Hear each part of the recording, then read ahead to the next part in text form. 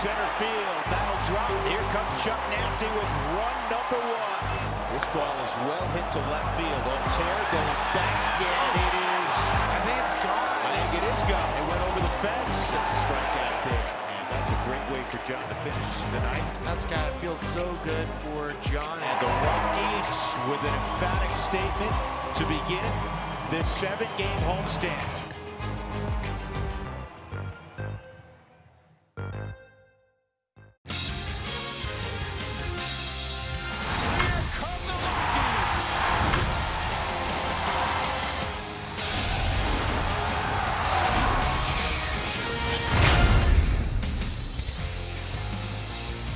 And with that, we welcome you to lower downtown Denver, the beautiful city that we call home. And tonight, it's a Tuesday night, the final Tuesday of the regular season. The Rockies game 2 of this 4-game set against the Fighting Phils, who've lost a lot of fight because they've lost a lot of games in September. At one point this year, they were 15 north of 500, the team to beat in the NL East.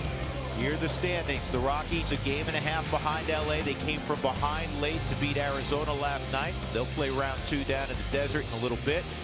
And the Rockies a half game behind St. Louis now in the wild card. They're in the 2nd inning at Busch Stadium. And the Brewers on a 2-run home run from Ryan Braun continue to lead 2-0. 29-year-old Chad Bettis out of Lubbock, Texas, will have the baseball initially tonight. Again, as we were just discussing, not stretched out, 30 to 40 pitches in all likelihood. But I'll tell you what, this is a guy we've all come to admire and love. And for him to be a part of it early as that's bounced through the right side and a base hit for Cesar Hernandez, this is special for Chad. Well, this is the time of the season when every game matters. Here's the Philadelphia Phillies batting order. Cesar Hernandez will lead off and play second base. He already had the base hit. Carlos Santana playing third again tonight. Odubel Herrera will be in right field. Rhys Hoskins, big home run last night, hitting fourth, playing first base. Wilson Ramos, Dylan Cousins, Scott Kingery, Vinny Velasquez batting eighth, Fisher, and Roman Quinn. And the starting lineup, as always, batting order brought to you by our friends at Southwest. But this is a special one because you want to be part of it. And Chad obviously has been in a position in the bullpen where he does not see a lot of playing time. It's not hyperbole. These are the most important games of the season. This is the biggest game of the season for the Rockies, just considering the consequences if you lose. And for Chad to be given the ball, to start off a game where this is going to be a bullpen game, and to make sure that you're a part of what this group is accomplishing and trying to accomplish, it's huge for Chad. Yep. And he was the likely guy to be chosen. There were a lot of options. I mean, but a guy that's going to be able to handle, you know, start of game nerves, for lack of a better way of putting it.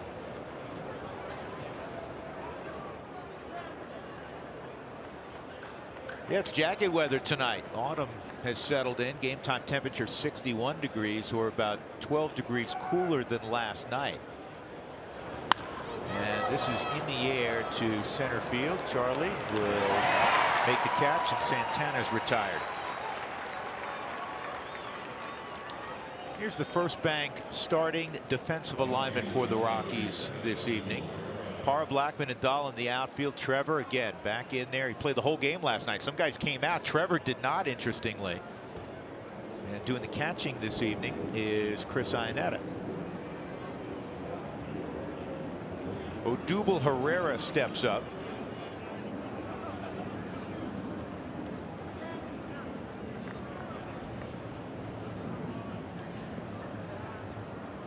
Hernandez hit the first pitch of the game, bounced it through the right side. So there's one on and one out. And the curveball is blocked. Chad's got a 4-pitch mix. I think, I've always felt that his best pitch is a changeup. That's right. And for Chad, it's a little different. You don't have the amount of time to get settled in and try to work the changeup. You're almost treating this as just like he has coming out of the bullpen. So you probably are not going to see the full mix of his pitches. It'll probably just be your 2 best. What are your 2 best pitches that you can get out to? this is out of necessity again because Tyler Anderson's shoulder is a little bit sore. Originally, he was going to go on Monday. John Gray would have had the baseball today. By the way, what a job by John last night. 7 innings, just allowed the 1 run on the home run by Rhys Hoskins in the 6th inning. But that's why today becomes a bullpen day. Nolan for 1 on the first. In time, double play. I didn't think it was hit hard enough.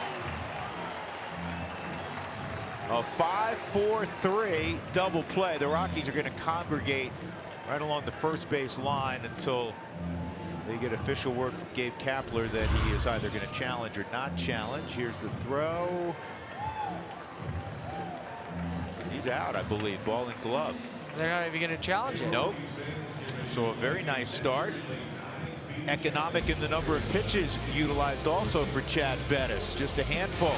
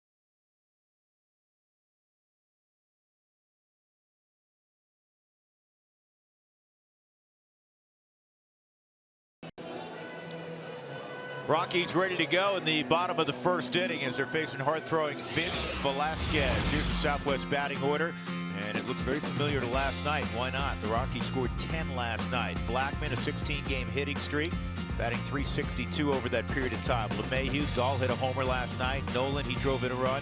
Trevor, 2 doubles. Parr was out there with 3 hits. Desmond, Iannetta, and Chad Bettis. Tony Walters did the catching yesterday. First pitch from Velasquez is outside, ball 1. Well, the numbers you'll see, 30 starts for him. This is his 30th. He becomes one of 4 Phillies already to have over 30 starts, and that's a pretty remarkable number. Now, I was looking at these numbers, Drew. I know what you're going to say.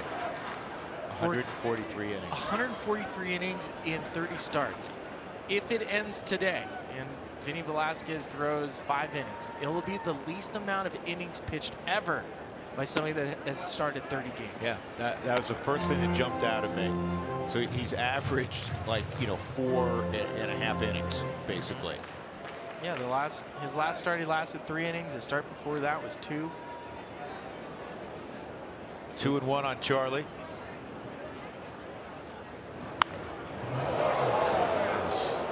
Ripped into the crowd foul. Velasquez has faced the Rockies 5 times in his career. He's 2-0 with a .395 ERA.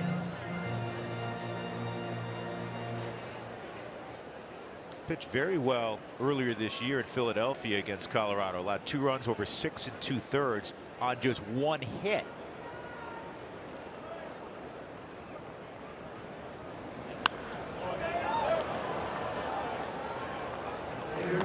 You wonder if Gabe Kapler will handle Velasquez any differently tonight, given the fact that he got a very short start from Zach Eflin yesterday, 2 2/3, and then they announced today that Eflin had a little discomfort in his side, and he's been shut down for the rest of the year. He would have had 1 more start. 2-2, 3-2. Well, same with Aaron Altair. He's on crutches today. hurt his toe. Ligament damage in the toe, and he also had a knee contusion. So he is shut down for the rest of the year. Here's the 3-2. And ball 4. So Charlie draws a walk. And the Rockies look to get in business in a hurry here in the first. Tonight's defense for Philadelphia is also brought to you by First Bank. Take a look at their alignment here. Looking at the cheat sheet. That big left fielder is Dylan Cousins getting a start. Roman Quinn, who can fly next to him. Odubel Herrera is in right. And in the infield again, it's Carlos Santana at third base. And to say he didn't look real comfortable yesterday, I think would be a mild understatement. So make him look uncomfortable again. See if the Rockies bunt in his direction at some point tonight. Top of the zone, strike 1 on DJ.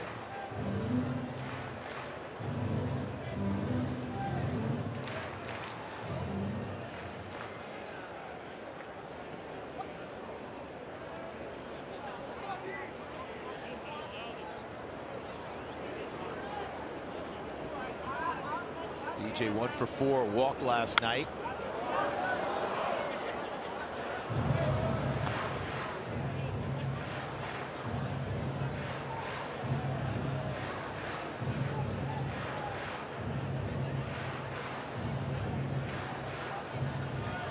Rockies with the victory yesterday, now 42-33 at home.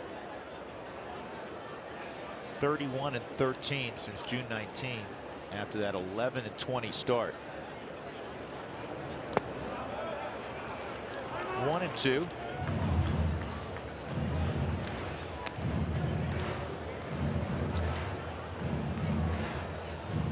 Put pressure on Philadelphia early.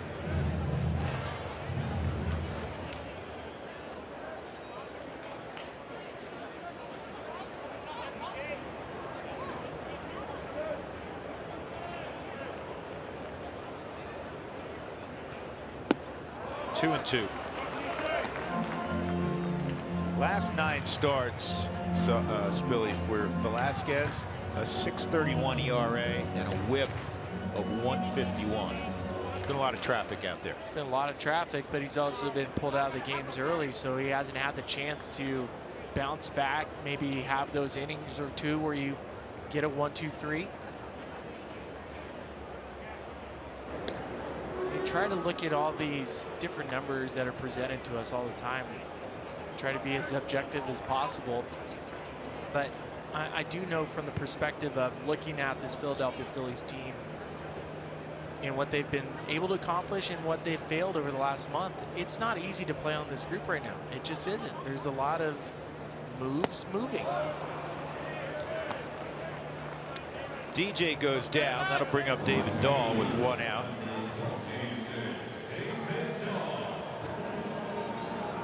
Take a look at that home run again last night by David to the opposite field. I asked him this afternoon, did you think it was out? He said no.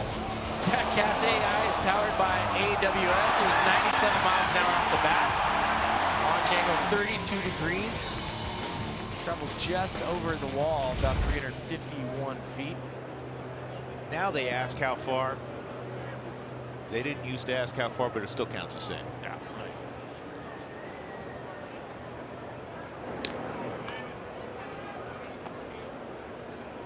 Well, how about the guys in the Rockies lineup right now that are playing every day? Dahl's become that 3-hole hitter for this team. Gerardo Parra back in there tonight. They've just been, you have to play the hot hand at this point of the season. And between Dahl and Gerardo, they have been taking some of the best at bats, quality at bats, in the last 2 weeks. Yeah, and Cargo had been that guy. Cargo was their leading hitter in the month of August, hit just under 300. Led them in runs scored in the month of July. A little bit of a slump in September, and the way Parra swung it, Dahl, as you mentioned. Now Cargo's been coming off the bench. I know Buddy was looking to get Cargo a start here potentially tonight against Velasquez, but how do you sit Gerardo down after last night? He was 3 for 4 with a walk, drove in a couple runs, scored a run, the whole 9 yards. Can't sit him down. You can't, and this isn't, you can't look at it and take it personal, even though guys will. 2-0.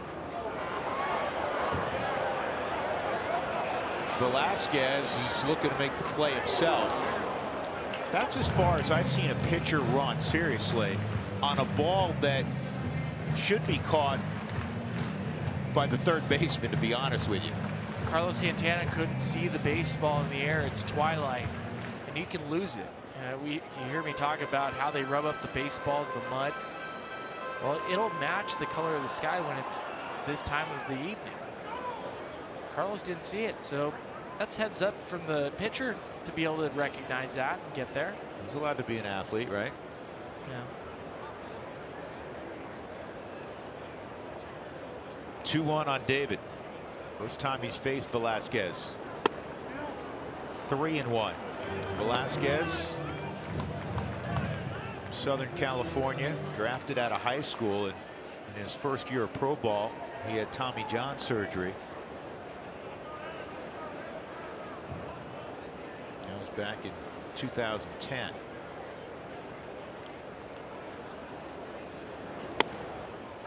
Called strike, right on the edge, and I mean the outer edge of the strike zone. John Tumpain is behind home plate. John, I guess the arm's okay. He got smoked last night on a line drive. Definitely earned some street cred around the ball players today. Yeah, he did. See if Charlie's going. He is. Got a late jump, so they'll get the force, and they throw on to first for a 4-6-3 double play to end the inning. No scores. We go to the second.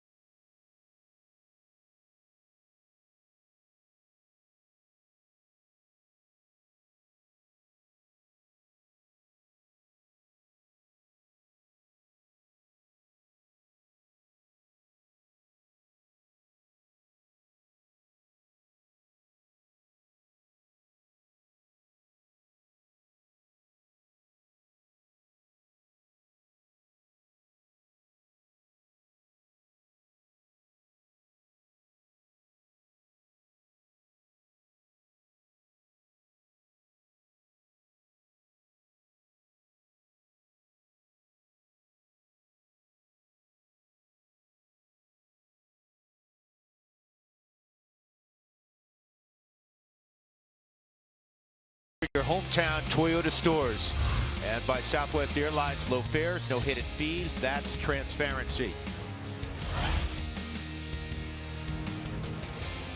That's the no-name crowd. Remember the no-name defense? Spilly, you old enough to remember the no-name defense? No. Didn't have a name. I'm trying to remember. This is Miami's defense, right, Dougie? The Dolphins defense, the no-name. Sammy's now confirming it was the Dolphins defense back in the 70s. 0-1 on Hoskins. He provided Philadelphia with their only run last night. He hit a mammoth home run against John Gray in the 6th inning yesterday. He can do that. He's got 33 big flies. 1-1 from Chad. This ball's lined in deep center field, and it is over the head of Blackman. It'll be a leadoff double for Hoskins. He's got his dad here in attendance.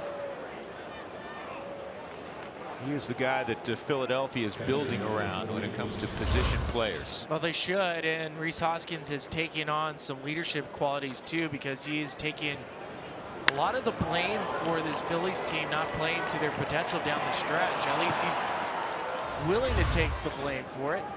It's kind of hard to throw it on one player, but you do appreciate when somebody stands up and says, you know what, I need to be more vocal. I need to be a better leader. I need to make sure I do this, that, and the other to make sure my team and my group of players are ready to play every single day. That's all well and good, but he needs some help. Ramos hits his foul and out of play down the right field line.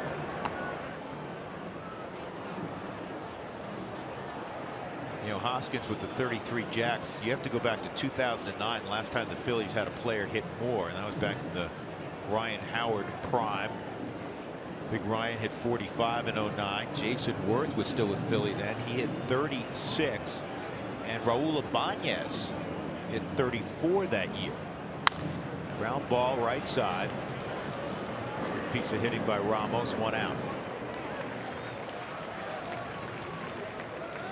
So Ramos moves Hoskins to third, and that'll bring up big Dylan Cousins.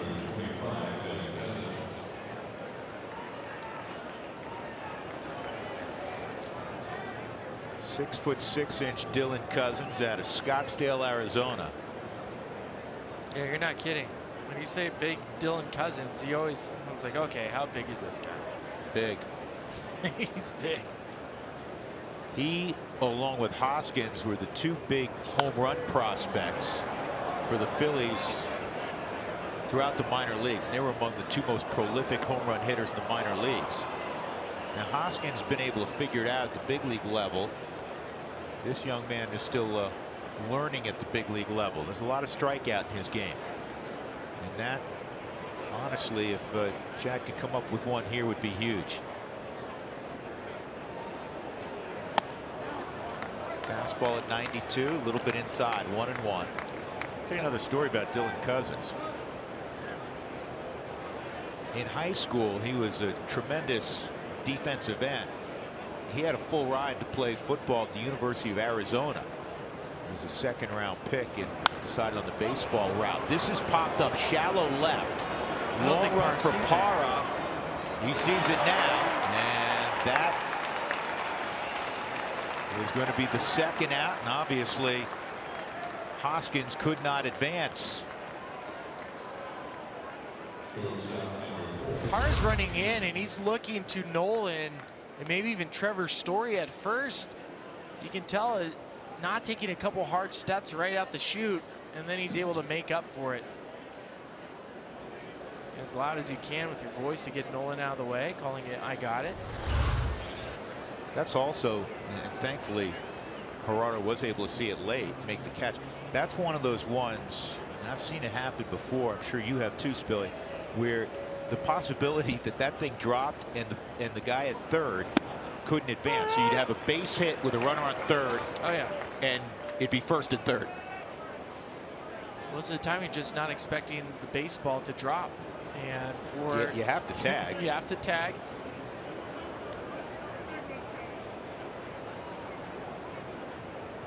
One strike on Kingery. 2 strikes on Kingery. Bettis threw only 5 pitches in that first inning. Say if he averaged that, he could pitch the whole game. They wouldn't need to have a bullpen day, right? Well, they say 30 to 40 pitches. And if you spike a slider, a breaking ball, Chris knows you got to block it here. 2 strikes, runner on third.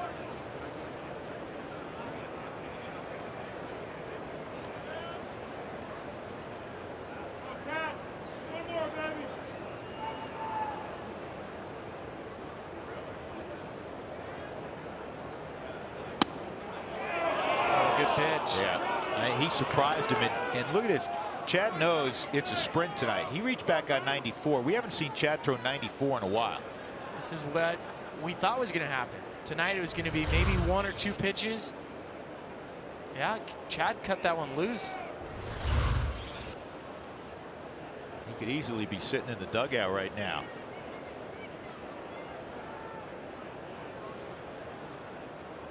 One, 2. In the air to deep right. Dahl going back, will settle underneath, Leadoff double, not a problem. Chad Bettis prevents Hoskins from scoring. Middle of 2, no score.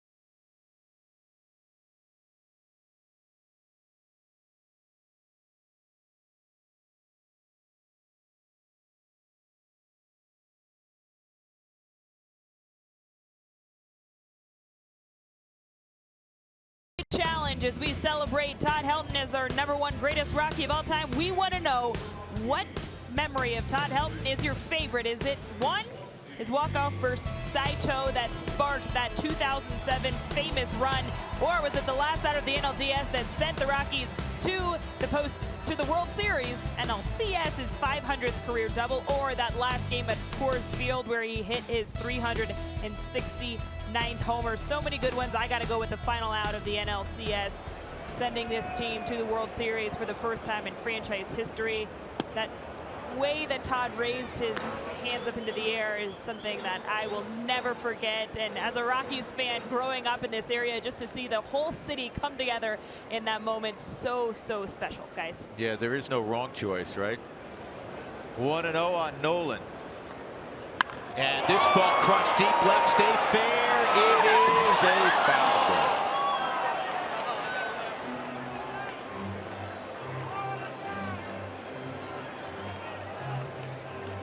Well, Spilly, you were there for a lot of his great moments. You know, the Saito one, remarkable. The one in his last home game is just silly, because that's not how careers end. No. They end on a ground ball to short. Yeah, exactly. Or they end without a phone call in the offseason. Right. Right. Well, to each their own, right? 1-1. And this is to third. And Santana will throw out Nolan. 1 out. Trevor Story coming up. Only 1 picture needed. Michael sounding off. Yeah, that's good. And I think, you know, for Todd, and we're going to talk to him hopefully tonight a little bit. I think for Todd, and we'll ask him. I think that one, just because he's always been about team. It's always been about team. And I think there was a time there where Todd felt like he had a better chance of landing on Mars than going to the World Series. Right? Yeah. This ball's lined to deep right by Story, and it twists Herrera around. He drops the baseball. Story to second. Odubel Herrera got spun around like a top. Ben was in position to make the catch, and it didn't stay in the leather. Trevor hits his ball hard to right field. It's going to be an error for Odubel Herrera. And he's not a natural right fielder. The ball will always tail towards the foul line, depending on whether you're in right field or left field. So you have to understand just the way the mechanics of that position work. And he goes and turns the wrong way. Ends up being an error. Velasquez just put his head down for a moment. You never want to show up a fielder, but here now is Parra. He seems to keep coming up with guys on base and producing hits. Again, last night, 3 for 4 and a walk. 1 for 2 in his matchups with Velasquez. You mentioned the Cargo deal. Cargo probably would have been starting tonight because he's 6 for 14 with a home run against Velasquez, but Buddy just couldn't set Parra down. No, you can't. 1-1.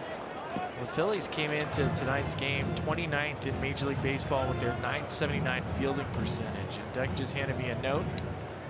This team is 33 and 45 when they make an error. It's a .423 winning percentage. They're 45 and 33 when they don't commit any errors. That's really good. Well, they got one already. And last night they had a play where there should have been circus music playing.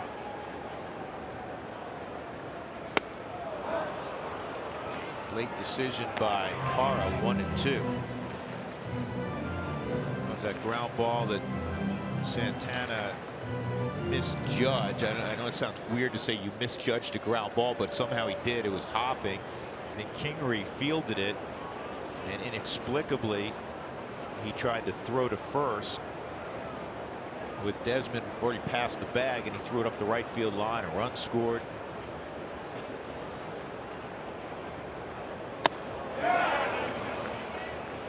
No swing.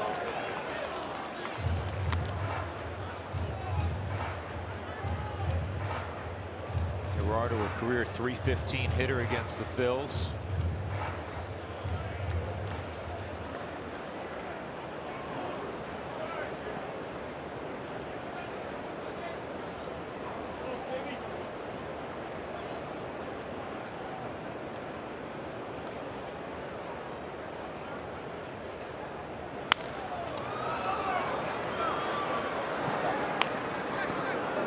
Two gone, Story in third, and talk about making throws that are not advisable. That's one right there. So with 2 outs, Desmond will try to come through. Already planning for next season, the Rockies are currently taking deposits for 2019 suites and party facilities. Call 303 Rockies today. Desi looking for his 85th RBI.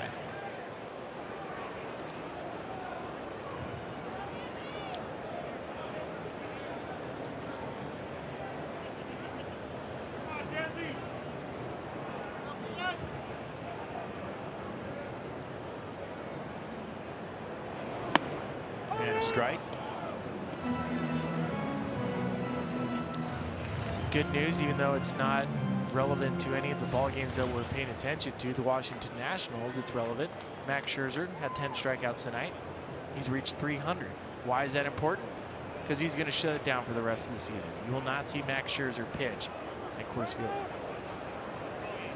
That was a topic around the batting cage yesterday because they have an off day.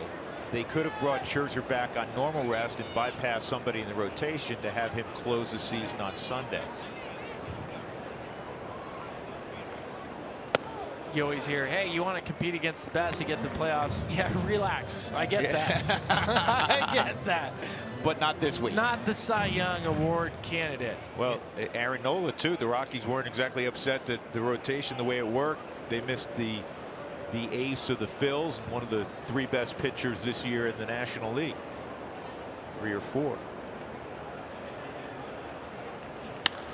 Driven to right center field's got to get down. It's caught by Quinn.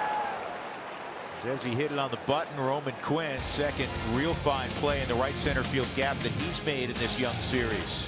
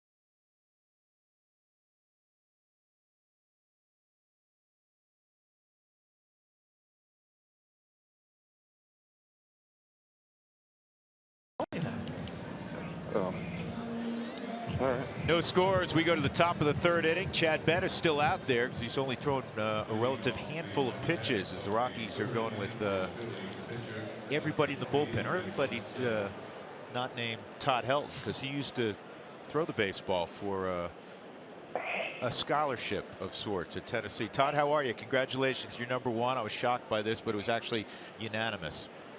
Oh, wow. Well, I'm very honored, and good to be on with you guys. Always. Hey, listen. Have you been tuning in a little bit? Because there's flashbacks to 07, 09 when you were part of postseason teams. Have you been looking in a little bit? Oh, yeah. This is the exciting time of year. I would die to be at the park right now watching the game. Yeah, it's just a great time to be a baseball fan and have your team in it the way the Rockies are, and playing so well at that. Todd, we're reliving a lot of your best moments. Let's just start with what they're showing in the graphic on the screen. The year 2000, batting average 372, your on base percentage. You led National League in everything. Looking back on that season, what do you remember most about it? I worked really hard that all season, and it's just one of those years where I was hot the whole year. Probably the thing that sticks out the most was getting to 400. It was right around my birthday because I know I had friends in town that week. So that was a big deal for me. Hey Todd, our poll question tonight, we asked what is your favorite moment about Todd? So we're going to ask you what your favorite moment was, and the four choices, and there's obviously a ton to choose from, but the four choices, I'm doing this off of memory right now: the home run off of Saito, the home run off of Peavy, your final out to get to the World Series, the final out that you caught from Tulo, right, where you raise your hands, or your 500th career double. And I know how important the doubles are to you, but of those four, which would you choose about yourself? Oh, well, it's got to be the realization that we were going to the World Series, catching that ball from Tulo. That was just an accumulation of a lot of hard work for many years, and we had a great team, a lot of good guys on that team, good friends, and to be able to go to the World Series with those guys, it was a special moment. Todd, I always talk about the Saito moment as being my personal favorite moment of anything that I've ever experienced in Major League Baseball. When you think back to that moment, that home run, that walk-off, what do you remember rounding second base and just the overall emotions that come back with that group? No, I don't. I kind of remember going into home a little bit more. I really didn't care what people. I've always tried to didn't want to show up the other team, but at that point I was like, screw it, who cares? And it was just a great time. Spilly, my favorite moment's your grand slam against Manfred, by the way. Oh man, thanks, buddy. Yeah, that was special. So I'll share something about. I remember after hitting the grand slam, and I come into the clubhouse, and Todd's sitting with me in the training room, and he was still kind of like looking at me in awe, which was funny because you don't expect that. And just like I'm sure, Todd, you felt with the Saito home run, you just hit a homer. It's not that big of a deal to you, but to somebody else, it means the world. I can remember walking out, and Bill Schmidt was with me, and I was like, Billy, can you believe what just happened? And, I was just in awe of hitting a grand slam at that point. It was, I was so happy. I'm happy for you and happy for the team. One of the ones that I'm in awe of, and I saw just about every at bat in your career, pretty close. Yeah, you did. Is Todd, and we were talking about this a few weeks back. You hit the ball off of Peavy in your last game. As great a career as you had, careers end on ground ball to second, right? Come on, that's how careers end.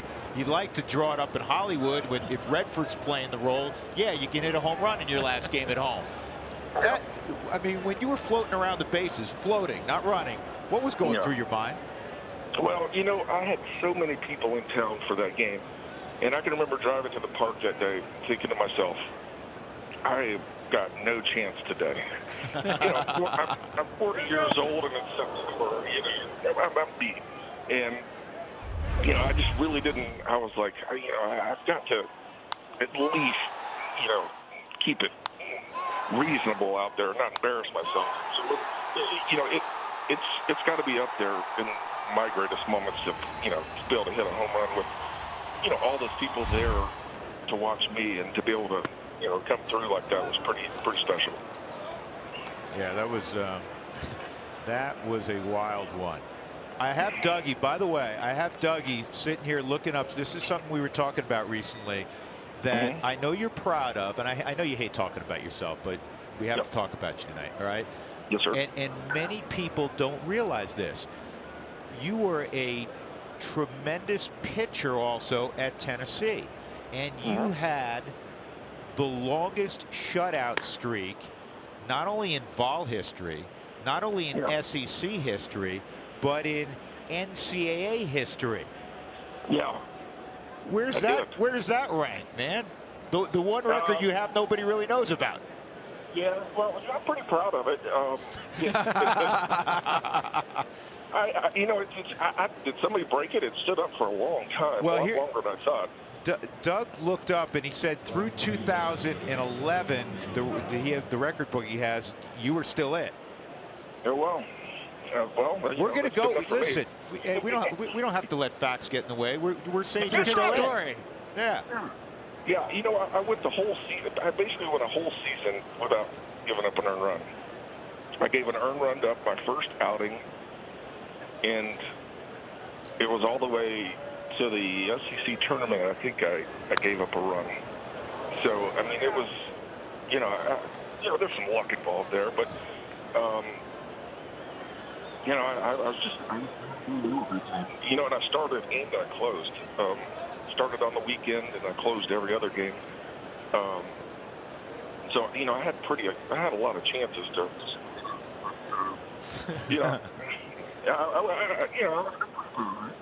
Todd, we're showing different people wearing your jersey tonight. How important was it for you to be with one organization? Looks like Odubel Herrera is about to make this 1-0 Philadelphia. But how important was it for you to get drafted by one team, have your entire career with this organization, end it in Colorado? And what does that mean to you? And what does that mean just for you looking at the fans and how they respected you? Oh, it's something that you never think will happen, and a lot of things had to go right for me to make it that long. I had to keep my mouth shut and just go out and play ball. And I'm very proud. One of my greatest, I think, achievements is having my jersey retired from the team that you played for in the major leagues. I mean, what other honor? To me, that's very special. And, I loved Colorado. I loved playing there. I loved the fans. I loved the atmosphere. I mean, it's still the best stadium in the National League. So, I was very lucky, not only to play in one place my whole career, but it being Colorado and being such a great place to live and a great place to play.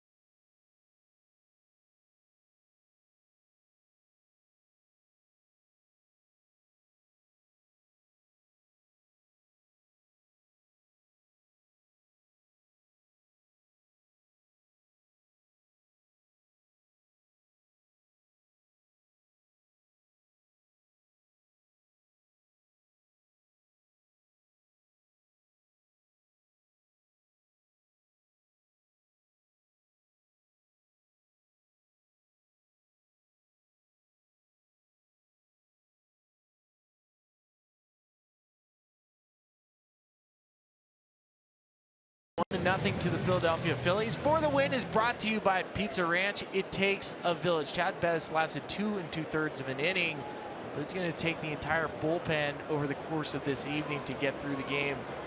DJ Johnson now relieving Chad Bettis. This is a dangerous moment in this ball game. It really is. And it's a little bit unfortunate the way that this inning has worked out. It was a rare error by Trevor Story.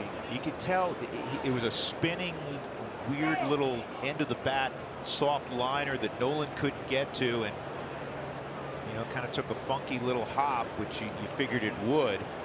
Hernandez runs well, and then you have the walk and the bloop single. Now Rhys Hoskins, their toughest out, their most dangerous out, against DJ Johnson. The scary part for this matchup is that majority of Rhys Hoskins' home runs this season have come against righties. Right on right. Well, so far, DJ, who was the closer for Albuquerque this year and has had one circuitous and adventurous route to the big leagues, has been outstanding.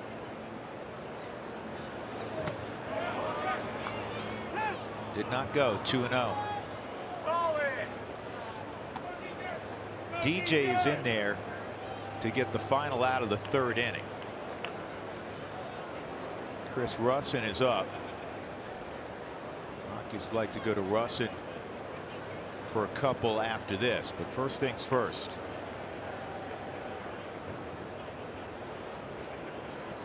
(2-0), and that's down low. 3-0. Well, DJ Johnson is treating this like a closer coming in trying to put down a rally. And even though it is only the 3rd inning, that's the mentality of DJ. Closed many games for Albuquerque, AAA affiliate of the Rockies this season.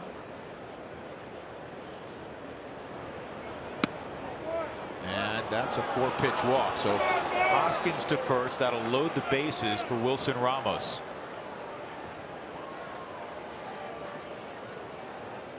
Again, all of this with 2 outs. That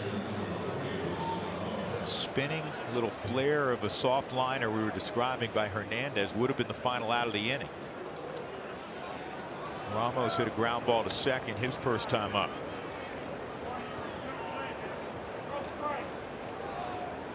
Chad did a great job. On the swing. 0-1. You're not kidding, Drew. This is an extremely important portion of the game, especially in the 3rd inning.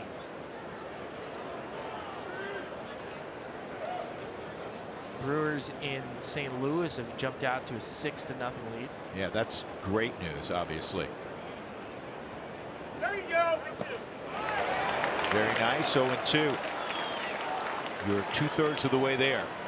Well, and Ramos is one of the best hitters in baseball with runners in scoring position, and he's fantastic with the bases loaded. He's 5 for 10 on the season. He's also hit .353 since coming from Tampa to Philadelphia.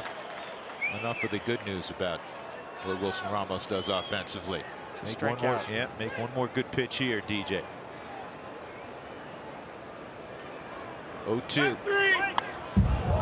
That probably got a lot more of the plate than Chris Iannetta or DJ Johnson wanted.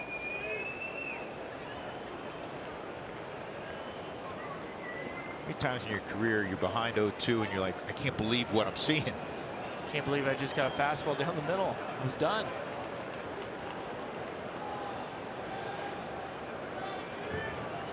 There you go. Poked foul. Well, what makes Ramos a difficult hitter to pitch to is the fact that has so much power opposite field. So he's willing to let the ball travel, let it get deep. Essentially, he has DJ LeMahieu's approach with a lot more strength.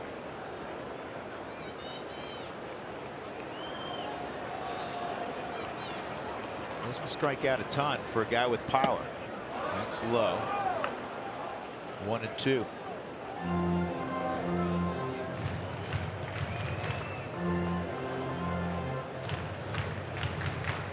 League average is about 22% strikeout rate. He's slightly below that.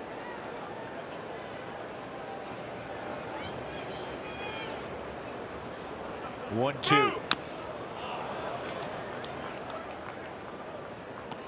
Well, anything on the ground, regardless of where it's hit, will be an out. Will be an out. Somewhere Benji Molina's watching. He'll say, "I'll race Ramos." And it'll be close.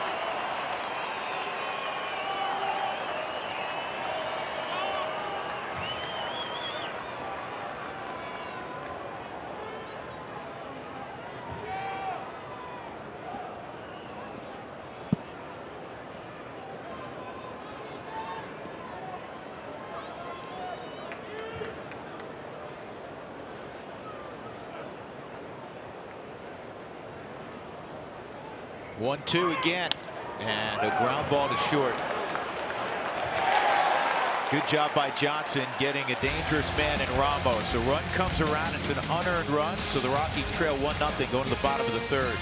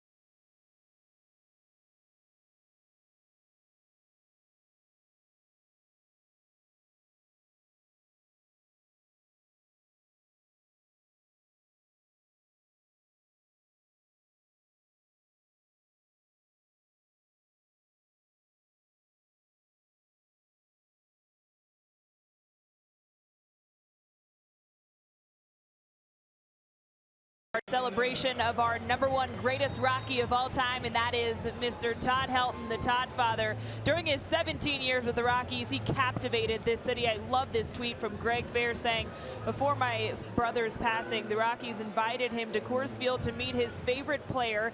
Todd was the first one to come out and talk with Brent. He even gave him a bat. Such a class act. Our family is so thankful for his kindness. Thanks, 17.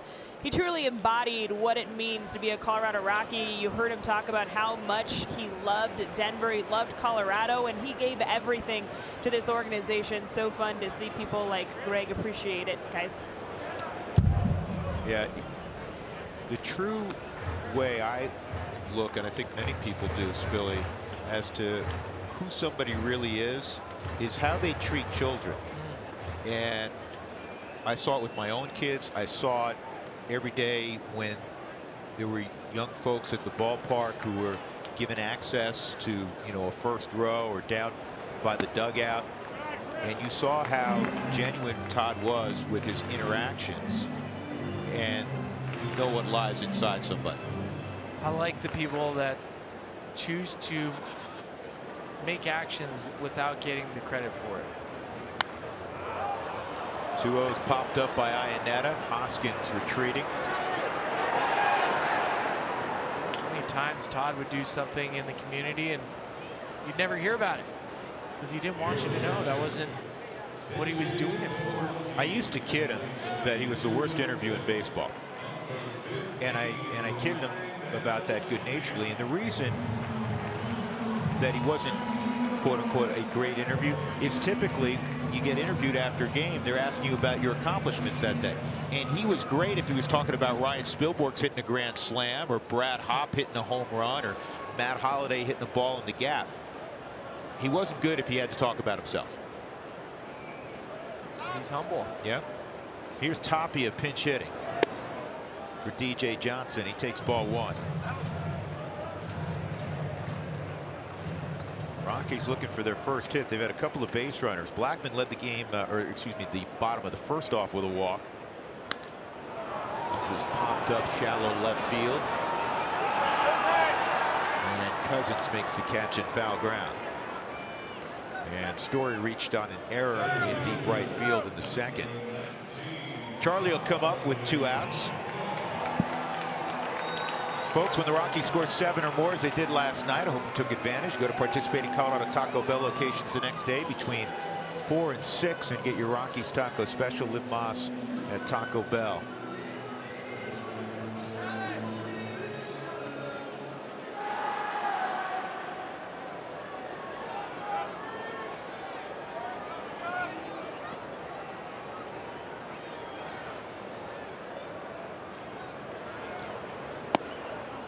Pulled that back. Can I ask a question? What are you doing right now? Oh, what are you doing with this thing? I have a little stuff on my back from last night. So you brought a crowbar out of your car? This is actually from Mark Stout. This is lobbed into left center field, and it's going to drop for a base hit. And that's a 17-game hitting streak now for Charlie. Is it working? Yes. I think he just got a hit. Charlie inside outing a fastball that's up and away from him. The Subaru Supermo. It's not hit quite hard enough. It's almost closer to the label. That's why Charlie's not able to get extra bases on that, but expect him to maybe consider stealing a base. Well, Todd just tied Starling Marte for the longest hitting streak this year in the National League at 17 games. Did I say Todd? Yeah, Todd retired a couple of years ago. He did? My bad. Charlie Blackman. The longest hitting streak in baseball this year, Elvis Andrus and Michael Brantley, 19 gamers over in the American League. Brantley finally healthy, having a terrific year for Cleveland. If that guy's healthy, his swing path is perfect. He has the perfect ideal swing path. It reminded me so much of Todd. That's what Michael Brantley has. He can hit the ball opposite field. He throws off speed. He pulls it and hits a homer. DJ base hit center field. Let's go with 2, huh? And that'll bring up Dahl. Tell you what, Charlie and DJ at the top of the lineup were starting to really get it going. The quality of bats at the top of the lineup. And at the end of the night, you look at these 2 guys, and they're taking 3 to 4 quality at bats in the evening. And I'm not talking about getting hits or results. I'm talking about the quality of the at bat, grinding the pitchers down, getting a pitch that they can handle, and putting a good swing on it. Well, in the Arizona series, they had 30 plate appearances. They were on base 15 times. That's a 500 on base percentage. I can do the math on that without a calculator. And tonight, it's 3 out of 4. When the Rockies offense is going, you just look right at those 2 guys. Yep, no and they're question. on base. No question. Earlier in August, when this offense was struggling, who was struggling at the top of the lineup? It was Charlie. DJ was struggling a bit too. Rockies down a run, 2 outs in the third, 2 on.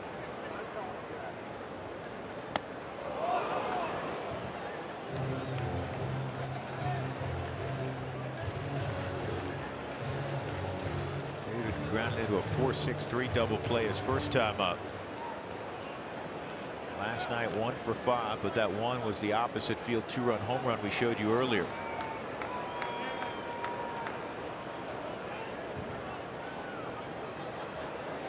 David shortens up on the bat a little bit.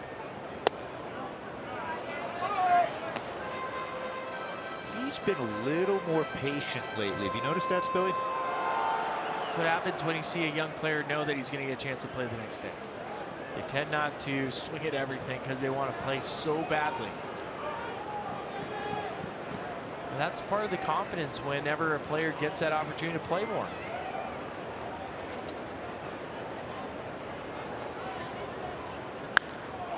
This is in the air to pretty deep left field. Cousins going back, and it is gone again. 3-run home run. Unfortunately, the same spot as last night.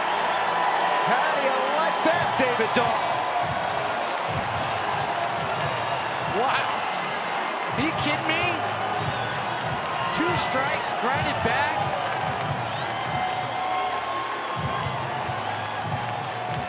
We're going to ask him tomorrow, did you think that was out? He's going to say the same thing he said today about last night.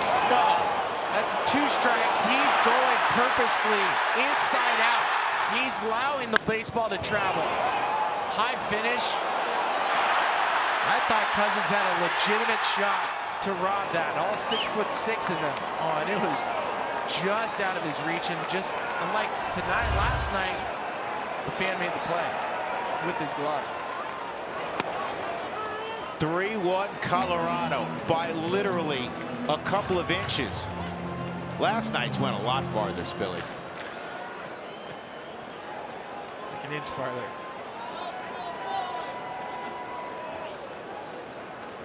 See, the crowbar works. I think you're right. It opens up the offense.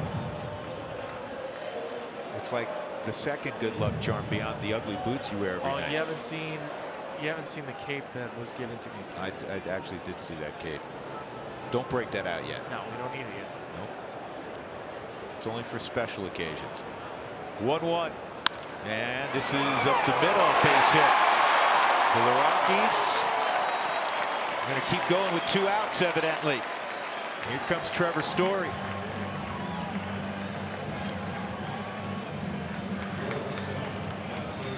Time for At the Dish, brought to you by Dish Network. Rick Kranitz is going to go out and visit, which is nice of Rick, so we can really engage in a conversation on our At the Dish. 80 extra base hits now for Trevor Story. 2 doubles last night. Shortstops to do it, there's only been 4. The great Ernie Banks did it 4 times. Jimmy Rollins did it the most, 88 in his MVP season of 07. And Hanley Ramirez, back with the Marlins in 07, had 81 extra base hits. I think there's a great chance that he'll finish second. There's an outside chance he could get, you know, to 88 or so. When he gets hot, look out, right? He could get hot in a hurry, and the last 5 games are here at Coors Field, and Trevor's numbers, his power numbers, are better at Coors Field than it is on the road. Yeah, he has a legit shot to have at least 8 more extra base hits, which would be incredible. Boy, did he hit the ball hard last night. Takes ball 1.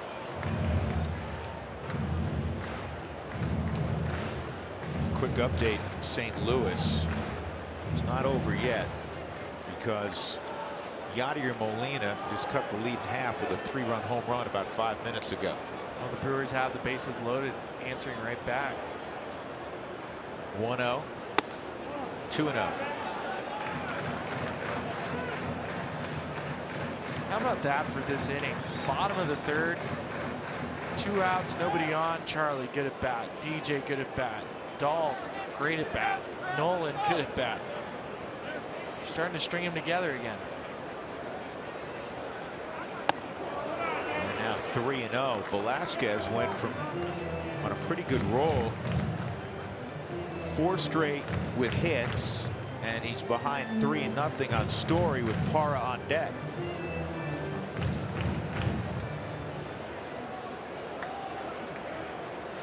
You're talking about Dahl, Spilly. Young player, young, really gifted player. Not only playing every day, he's hitting in that coveted 3 spot. Ball 4, 2 on now for Gerardo. That's the beauty for David Dahl. As a young player, when you know that your manager is going to put you in the lineup and that you don't have to worry about doing anything else, that you're finally getting a chance to play. Back to your point about him not swinging at pitches outside the strike zone, you took a 2-strike pitch, 0-2, that was right on the edge. And if this was him trying to fight, try to buy some time, try to get yourself in the lineup the next day, he's probably swinging and chasing at that pitch. And now you feel comfortable. I don't have to swing outside the zone. I know I'm going to probably be in there tomorrow. It takes all that extra pressure for the young player to try to get back in the lineup, and he can just play.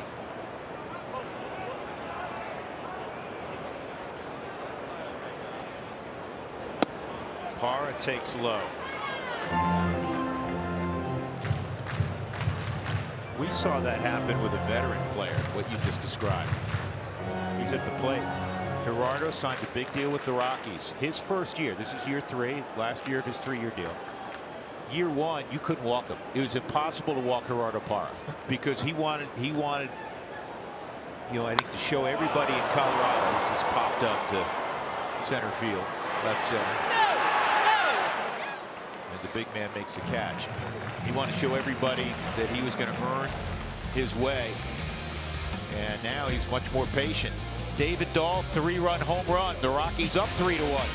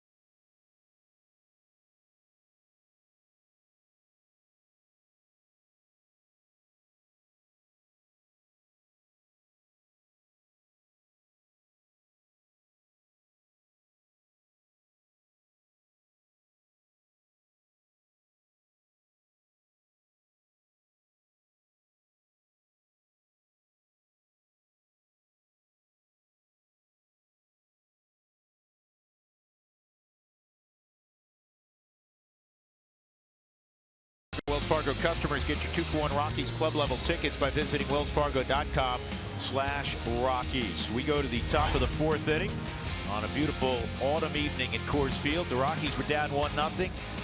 And with 2 outs, David Dahl hit a 3-run opposite field home run. Second straight night he's gone deep in virtually the same location. And now the Rockies have a 3-1 advantage. Dylan Cousins, who tried to reach over the wall and make a catch on that fly ball that went out by Dahl, will lead things off. Chris Russin is now on the hill for Colorado. DJ Johnson got the final out. Chad Bettis went 2 2/3, 1 run. It was unearned, 3 hits, a walk, a strikeout. Russin has allowed 1 unearned run his last 6 appearances. He's allowed, in fact, over those 6 appearances, actually 2 unearned runs, but just 1 hit. So Chris is in a good spot. And he's quickly ahead 0-2. And just see where he's pitching on the Subaru strike zone. He's living on the edges. And for Chris, it's all about mechanics. The mechanics throw strikes for him because his release point with his pitches is so close to the same that if it's off for any reason, it makes a huge difference in his results, because Chris has to live within a very small margin of error. Doesn't have extreme velocities, not touching 98. He's about location and movement and deception. And there's the deception, the off-speed pitch, and he strikes out Dylan Cousins. 1 out in the 4th. That'll bring up the shortstop, Scott Kingery. The Brew Crew has added a run. They still have the bases loaded with 1 out. It's 7-3 Milwaukee over St. Louis in the 5th at Busch Stadium tonight.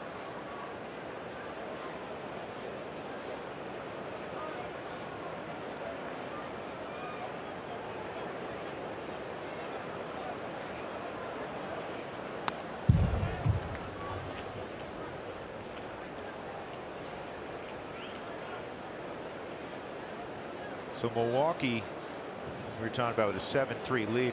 Philadelphia here, with the loss yesterday, has slipped to 78-78.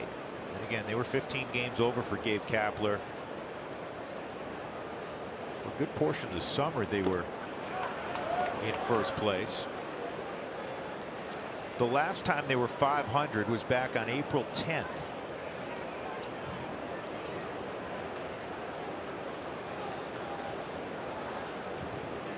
Interesting season for Gabe. Remember the opening week of the season when he called for a guy that wasn't that he asked for a left-hander and a left-hander wasn't up. Yep. And he got a lot of criticism that first week. In fact, that came on the road opening day. You know how tough Philly fans are. That's strike 3. 2 outs. Opening day, it's home opener. First time to stand on the line, right? He's getting booed on the line. He's getting booed. And that's going to happen. The Philadelphia Phillies were really looking at taking this opportunity in 2018 to try different things, whether it's using their bullpen in different scenarios. And Matt Klentak, who's the general manager for the Philadelphia Phillies, has gone public. He said, you know what? Some of our ideas work, some of them haven't. That's a base hit for Velasquez.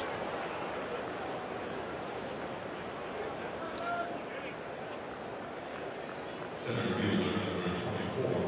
amazing thing about the Phillies, and this has more to do with their age and their youth. They basically had the youngest starting staff in baseball. They've accumulated more innings than virtually any other rotation with guys that are less than 26 years old. Roman Quinn punches that one foul. Well, the winter is always fascinating for baseball fans, those that follow it closely in particular. It'll be an interesting offseason for the Rockies. It'll be an interesting offseason for Philadelphia. They, according to many reports, have plenty of money to spend.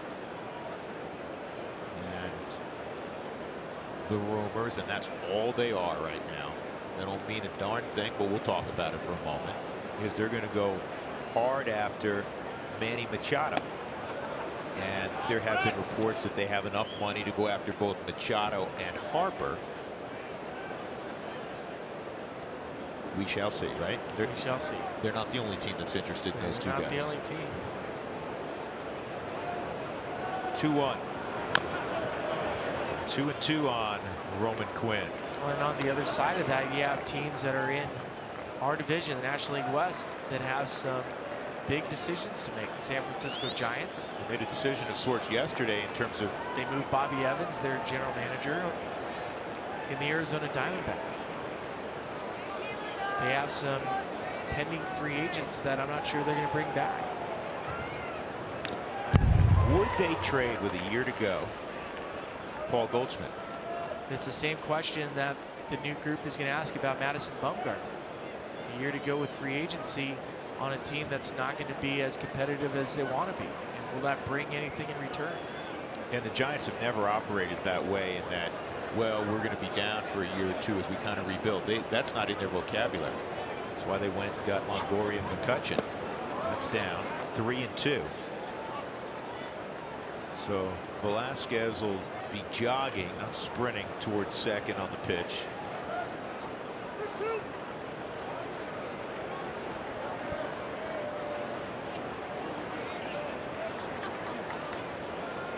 For both teams, it's been tough to get that elusive third out. This is going to be out of play. Desi gives it a look.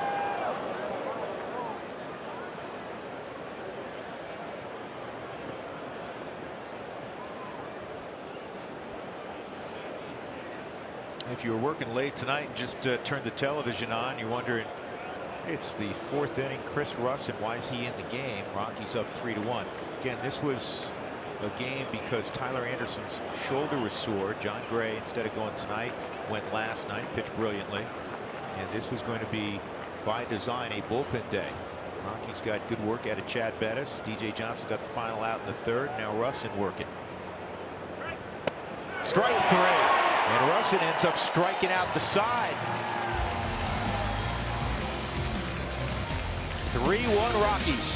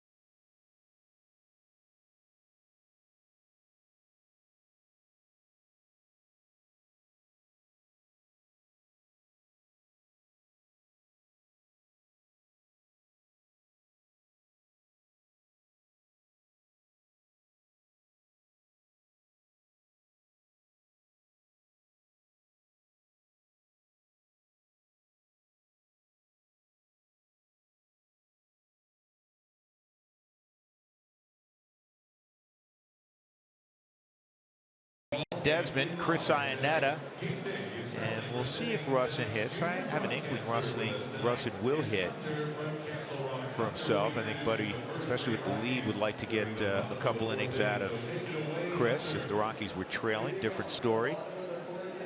Velasquez gave up 3 runs with 2 outs in that 3rd inning. Again, David Dahl, another opposite field 3-run homer. And Russin with the helmet on and batting gloves and a bat, that is a strong indication he's going to swing the bat. And he swings it well.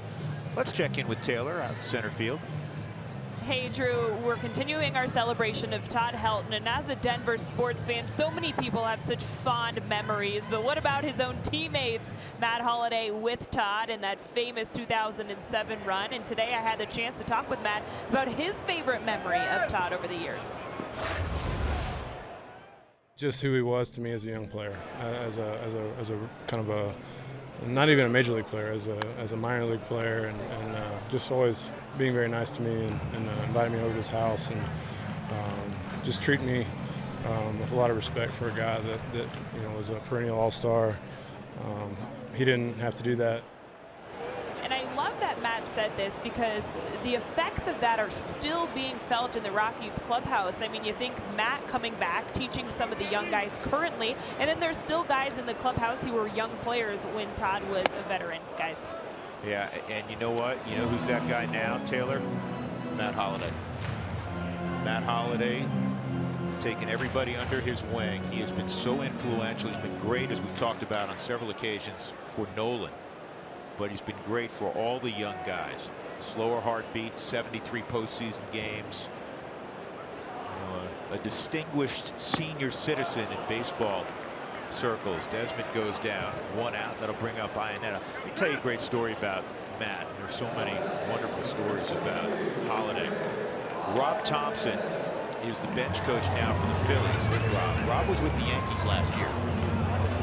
Rob's a well thought of coach. He told me yesterday that even though Matt got sick and didn't put together the kind of year that he's accustomed to putting together, even at 37 for the Yankees, he said what he meant to the younger players like Judge, for instance, he mentioned by name. He said whatever the Yankees paid him last year still wasn't enough. He was that influential in the clubhouse. When you have somebody that's a veteran and that understands what a young superstar is going through. Now, not everybody can do that. Matt Holliday's won World Series. He's signed long-term contracts. He's been posters on people's walls. Can't be. It was what Jason Giambi meant for this group years and years ago. Yeah. And I mentioned that to Rob yesterday. And I said that's where the game's changed a little bit. Most benches now, late in the game, it's a young kid coming off the bench who's making the minimum. When Jason Giambi would come out on the on-deck circle, the other dugout, they knew he was coming at some point. And guess what? That was uncomfortable. Talking to Rob yesterday, he said the same thing now. He said in a close game, obviously Philly's out of it, but in a close game, Matt Holliday walks to the on-deck circle. He said you keep peeking over in there looking to see by the bat rack, getting an angle to see does he have a helmet on. So he got the batting gloves on. 2-2 on Iannetta. 1 out in the 4th. The Rockies leading 3-1. Iannetta, base hit center field.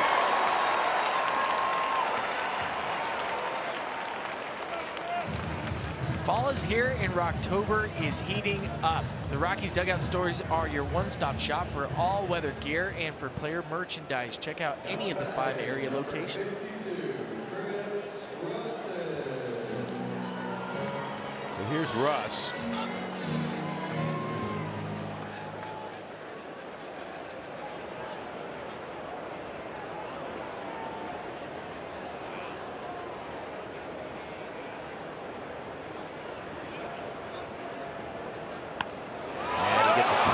Bump down. He's going to beat it.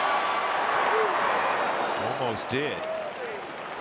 Pretty good play by Velasquez to get over there. That was a great bunt by Russin. So with 2 outs, Blackman will have a chance to extend the Rockies' lead. Russin's easily the Rockies' best bunter. I know we talk about Pat Valaika, but Russin, because he's left-handed, can pull it down the first baseline. Has legitimate chances every time he puts the ball in play to get a hit. Chuck, a walk in the 1st and a single in the 3rd to extend his hitting streak to 17 games. It's the 23rd time a Rocky player has had a 17 or greater game hitting streak. The last to do it was DJ a year ago, and the team record, that's a strike, set in 2014 by Nolan. Remember when Nolan hit 28 straight, Spilly? That was before Nolan was turning into Nolan. Nolan was just, pretty good looking Nolan.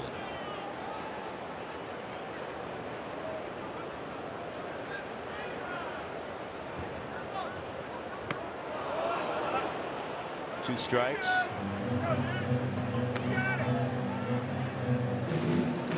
Sometimes you swing at a pitch, right, Spilly, that you say, why didn't I swing at that? You take a little walk, get your head straight. Yeah, you basically yell at yourself the inner monologue, and then you take a tour and you come right back in and you tell yourself how great you are again.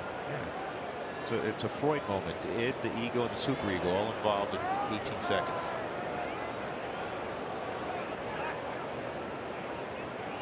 We haven't worked Sigmund into a game in a while. We haven't got Freud in for a while. No, we've had Homer and Gilead. Yeah, we've been doing Socrates.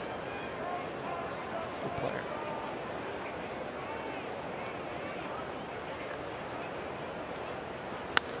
This is soft serve to right. Will it drop? Yes, it will. It'll bring home a run. Blackman is going to get to second. 4-1 Colorado. Just made contact. Good things can happen. It'll go straight double. RBI for Charlie. His 66th of the year. Well, Odubel Herrera trying to make up for some plays earlier in the game. Laying out, lands right in front of him on the Subaru Supermo. This is just a byproduct of him playing too deep in right field.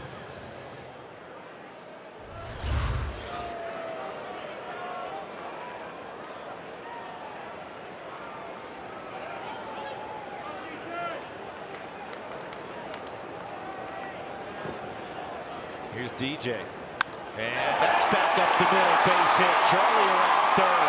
And he'll wander home with the Rockies' 5th run. How do you like the 2-out offense tonight, partner? It's happening on both sides. I don't know what's going on, but I like it from the Rockies' perspective. 2-out RBIs are crippling to another team's confidence. You're just taking momentum away from the Philadelphia Phillies. This is basically like kicking dirt on somebody. For DJ, another base hit up the middle of the Subaru Supermo. Right off the mound, I thought with that ricochet off the mound, Hernandez might have a play on it. He doesn't. Charlie scores easily. David Dahl takes low. First AB for Dahl after hitting a 3-run homer.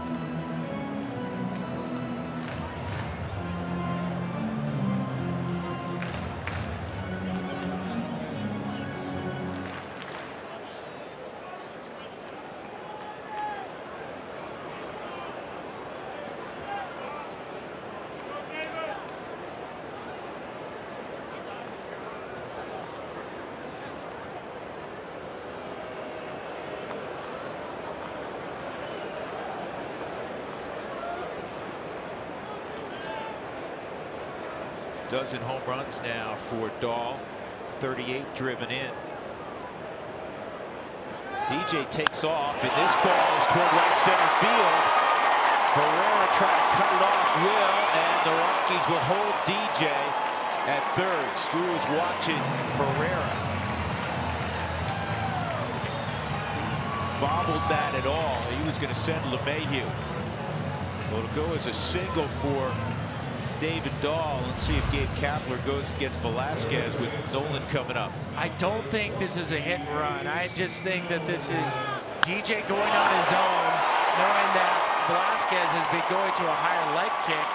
And a lot of hitters, they feel more confident once they see people running, that they almost automatically want to fire their swing off because they know there's a lot more holes on the baseball diamond. And you don't typically, with 2 outs, see a hit and run. Here comes Kapler striding out to the mound. That'll be all for Velasquez. Dubre Ramos is going to be the new pitcher for Philadelphia. The Rockies again producing runs with 2 outs.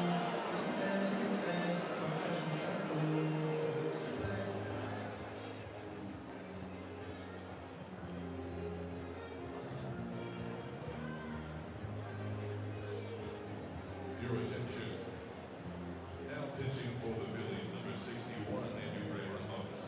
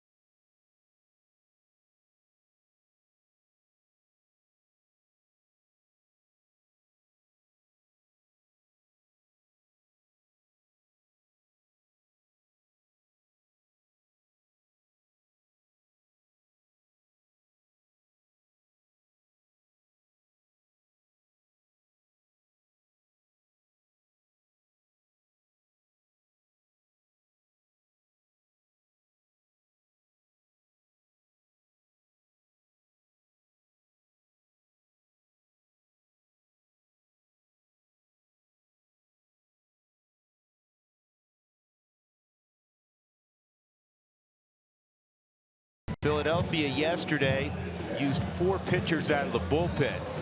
They did not use Dubre Ramos. He's going to make his 50th appearance right here. 2 outs. DJ at third, Dahl at first.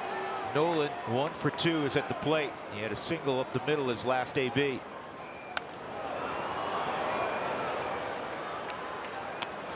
He's staying behind the baseball. His balance better, isn't it? It's his legs. And once you keep your legs underneath you, your head doesn't move as much. Once your head doesn't move as much, you see a baseball, and you can fire your best swing.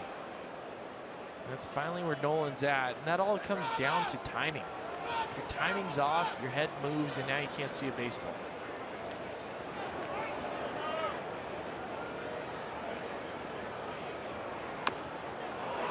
This could be interesting.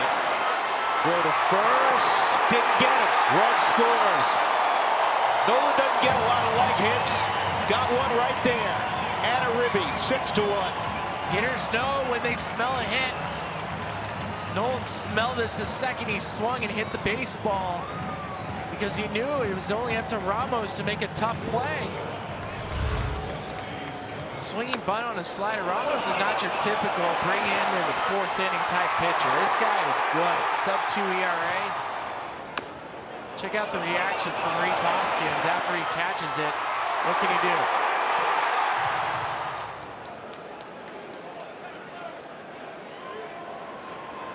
And he clearly beat it. So now 2 on for Story. Reached on an error by Herrera in deep right and a walk.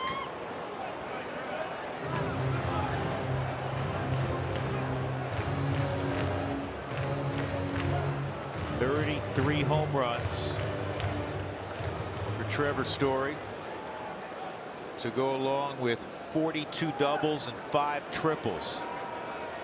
Knocked in 102. Maybe more coming.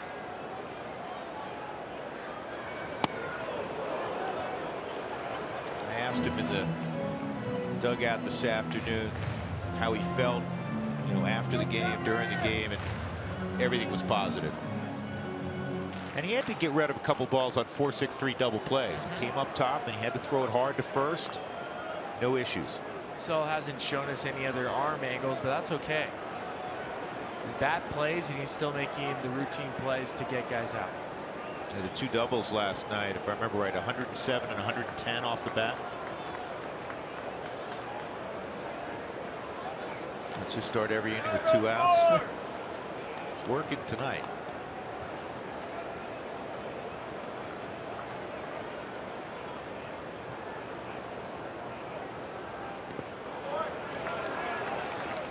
Well, it's a 4th straight start for Vinny Velasquez where he hasn't gone more than 4 innings pitched. 9th straight, he has not gone and thrown more than 5 innings in a start.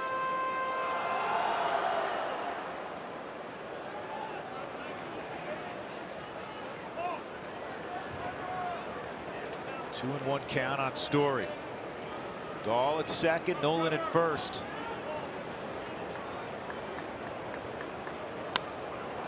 Out of play.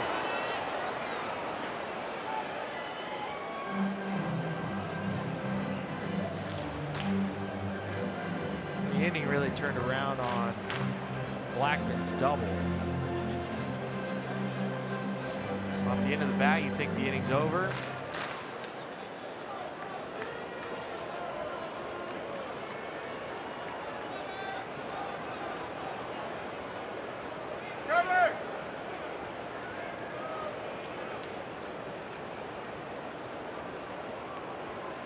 Two balls, 2 strikes.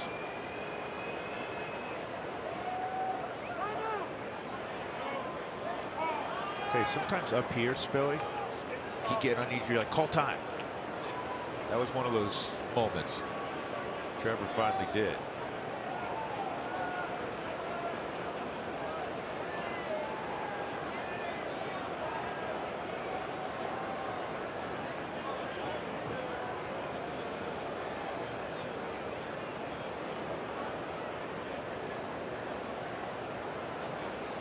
Have to call time again.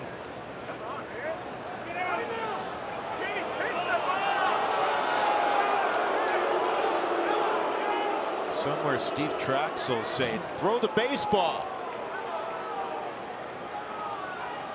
I think Steve Traxel is really saying that. Took 28 seconds in between pitches. Well, he hadn't pitched yet, so how do you know he hasn't thrown the ball yet? It's like 2 minutes and 28 seconds. And now we move to later action in the Rockies-Phillies game. It's 2-2 on Story.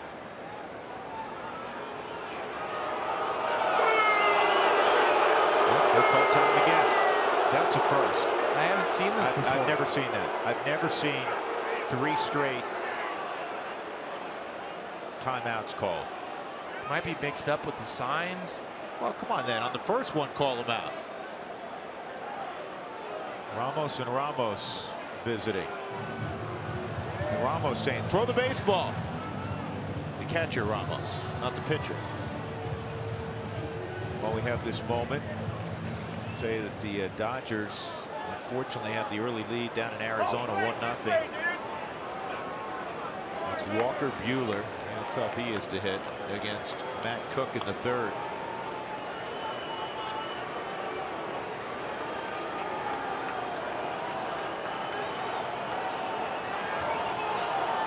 We think there'll be a 2-2 pitch.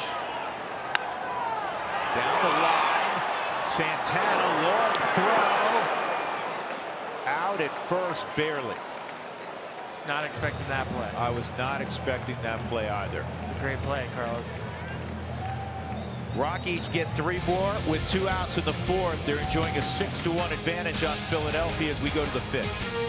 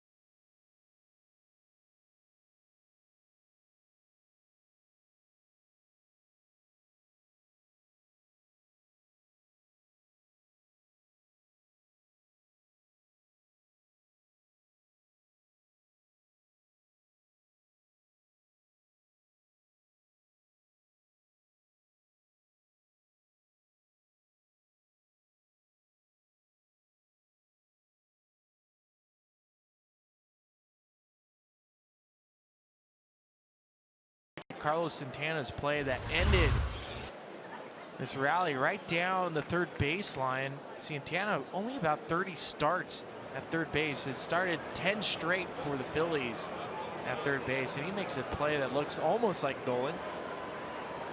Just weren't expecting that from Carlos, where we've said earlier hasn't looked very comfortable at that position. You can tell Trevor's surprised as well. Russ in a first pitch strike to Cesar Hernandez, the second baseman, a single, and he reached on an error by Story. Santana will be next up. Second inning of work for Russ, and again Chad Bettis was really good, 2 2/3. Gave up the unearned run in the third. 3 hits, a walk, a strikeout. DJ Johnson got the final out of the third. And Russell knocks it down with his derriere, and can he get it to first in time? Yep. A hip save. Can we call that? And a glute. Yeah, nice. He saved it with his left glute.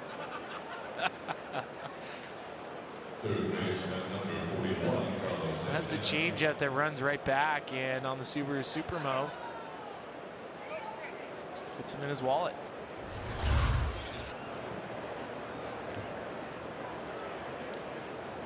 Well, like that gentleman last night who whiffed on the home run, he's going to have a sore cheek tomorrow. Yeah, well, today I'm sure he has a shiner on his right or left eye. And this is toward Nolan. Santana out by a step. Nolan had to kind of re-grip. And there's again further evidence that his shoulder's fine.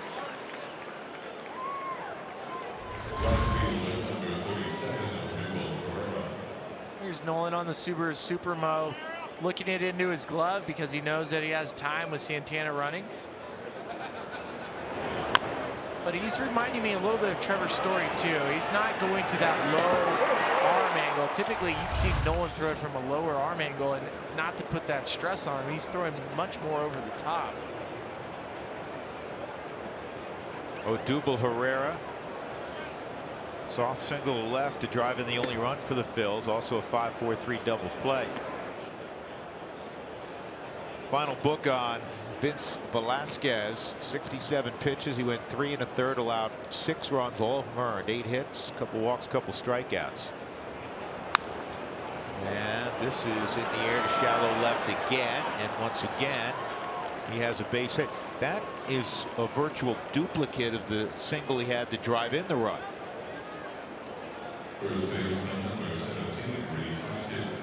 Rhys Hoskins will come up. There was a nerve-wracking moment in this game in the 3rd inning. Hernandez reached with 2 outs. Then a walk to Santana. And then Odubel Herrera with the base hit we just saw, basically, to make it 1-0. Now there's 2 on and Rhys Hoskins at the plate. I mean, you make a mistake, it's 4-0. Right? And DJ Johnson was pitching to him and he worked around him. Didn't throw him anything near the zone. So now the bases are loaded and you have Wilson Ramos at the plate. Again, a mistake in Philadelphia. Even though they kind of limped into town, they could have put up a crooked number. Johnson really pitched Ramos well.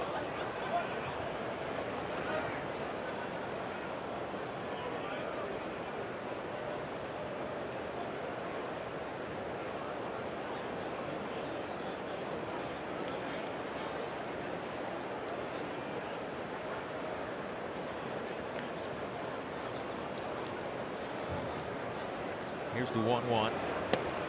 Boy, that's a great changeup, man. 1-2. Well, he sells it with his hand speed. Hitters can pick up any discrepancy in your mechanics. If you slow yourself down, your body down on an off-speed pitch, a hitter will see that. So making sure that you sell it.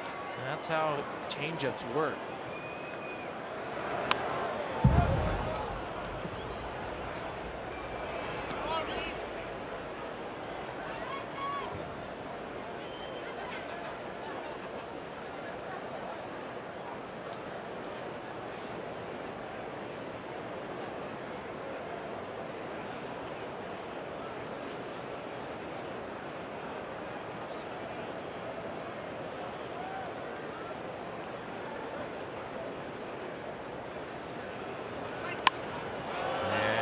DJ get her? Get sure can. That'll end the inning. Soft line out.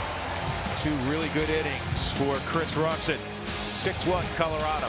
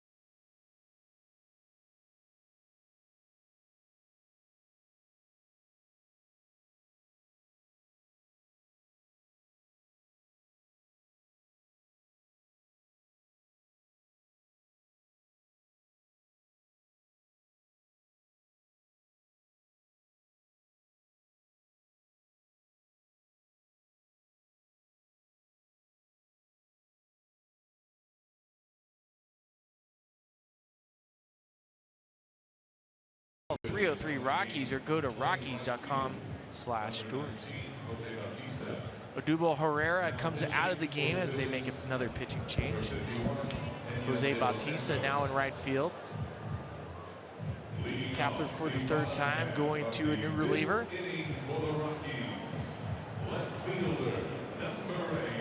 Eniel De Los Santos, 6 games on the season, recently called up. 18 innings, 14 strikeouts, only 6 walks. And of course, just like we say all the time in 2018, when a reliever comes into the game, big velocity. They all have big velocity these days. Gerardo Parra at the plate, then Ian Desmond and Chris Iannetta.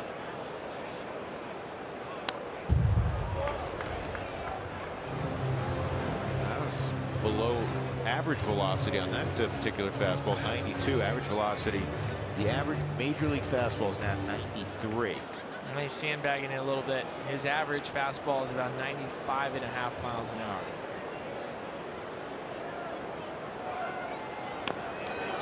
That's a great bunt attempt. You can put that in your pocket. You're not going to throw it out.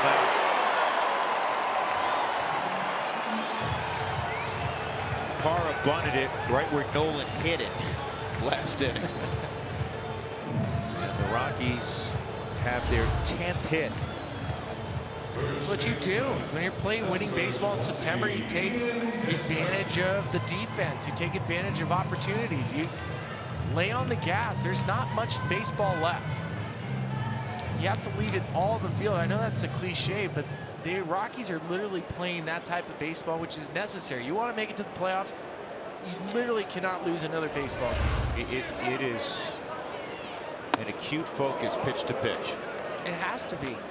You cannot play to the competition at this point. You play to your standard. Play to your standards. And for this team to move to that level, you're either going to win a division or be in a play-in game or a wild card game. This is the style of baseball you have to play with a week left.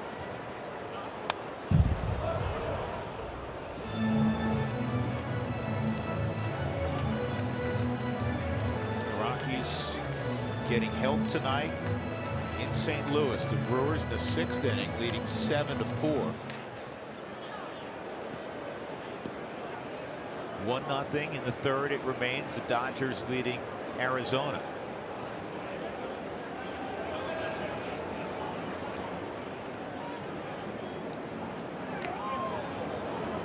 Parra dives back in.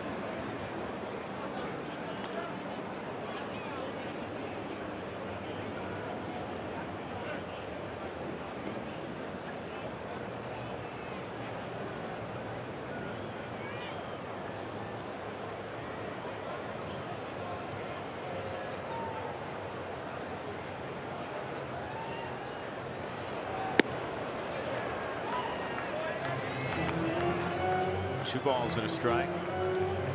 Desi's first time up.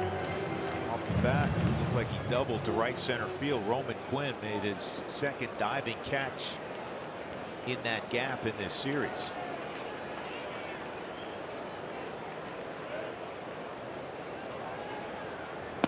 Outside, 3-1. For the season, De Los Santos has been primarily used as a starter. Going back to last season, De Los Santos threw 150 innings in San Antonio for the Texas League in Double-A. That's outside. Now 2 out, nobody out for Iannetta. That'll give us a moment to go to center field. And Taylor McGregor once again. Taylor. Did you miss me, Drew? Absolutely. Continuing talking about Todd Helton. So many people have such fond memories when he was in the big leagues, but how about JLL? My dad told me to watch this kid Helton when he was in the minors. What can I say that hasn't already been said? Class, clutch, steady as a rock, thrilling, and the heartbeat. Thanks, 17. And I want to build off this.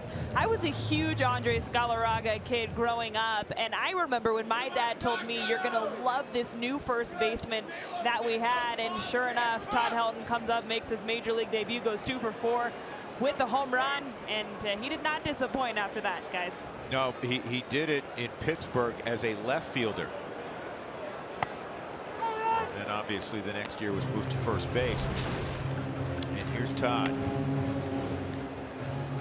Well, you heard Corey Sullivan was at this game. He truly was born to play baseball, wasn't he? 1 strike on Iannetta. 1 ball, 1 strike. Chris Russin is in the on-deck circle, so Buddy wants to get another inning out of Russ.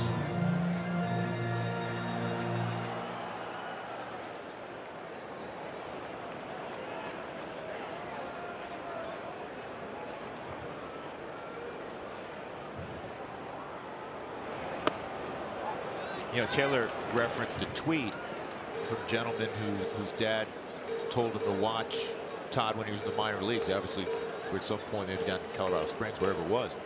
And Todd's first professional experience was in Asheville. And it's funny because Clint Hurdle always has referred to that first professional season of Todd's as the summer of 4 to 3. And what he means by that is it seemed like Todd just kept rolling over to the second baseman because he was so exhausted. Tennessee had gone to the College World Series, and now Todd shows up. He'd been pitching and hitting, and he was fried. It's really hard to tell. Some players in the minor leagues, you go, okay, that's a surefire big leaguer. Everybody knew Todd was going to be a big leaguer and a surefire one. But it's to what level, what extent? Is he going to be a guy that plays for 2 years? Is he going to make it to arbitration? Will he make it to free agency? Is he going to be somebody that gets his number retired in the rafters? And you can never tell that. You hear it all the time with scouts. There's only been one player in the history of baseball to be drafted #1 overall and make it to the Hall of Fame. That's Ken Griffey Jr. 3-2, ball 4. Iannetta walks to load the bases for Chris Russin. You were mentioning the Hall of Fame. That'll be the next conversation that is centered around Todd Helton, certainly in these parts. And new on the ballot next year. Well, here comes Cargo. That's why the crowd's reacting. We'll get to Cargo in a moment. But next year, Mariano Rivera, he's going to be a Hall of Famer. Roy Halladay is going to be a Hall of Famer from Arvada West, who we lost tragically in the last year. Andy Pettit, Lance Berkman, Miguel Tejada, Roy Oswald, who basically finished his career here in Denver. That's an interesting class. But right now, our focus on another guy who has had an historic run in a Rockies uniform. You start to wonder, are these the waning days of Cargo in a Colorado uniform? Emotionally, you hope not. He's been in a tough spell the last couple of weeks. Just watching him swing during batting practice, watching him run, there's plenty of baseball left in Cargo's tank. The problem for Cargo in the last 3 weeks has been mechanically he's been too rotational. What is Jonathan Payne asking right now?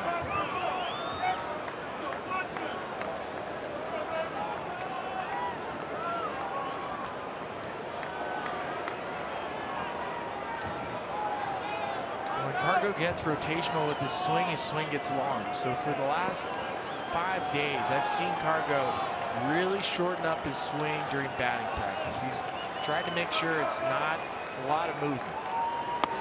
Outside, ball 1. Bases loaded, nobody out. Cargo trying to blow the roof off the place and the scoreboard.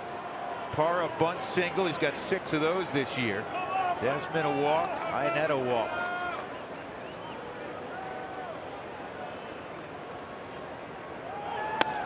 Two and out. Those were both clearly out of the zone, but Spilly, when you're not playing a lot, Rick Cranach's going to go out again mid-count.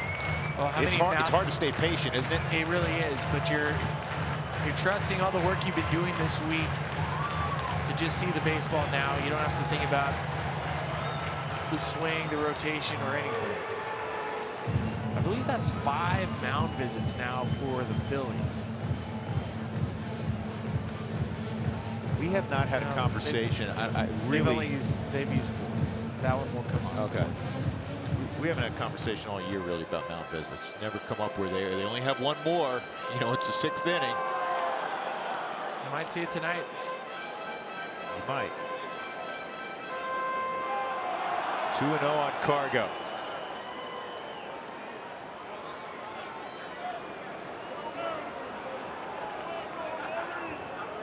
Daniel De Los Santos on the mound. 6-1 Rockies.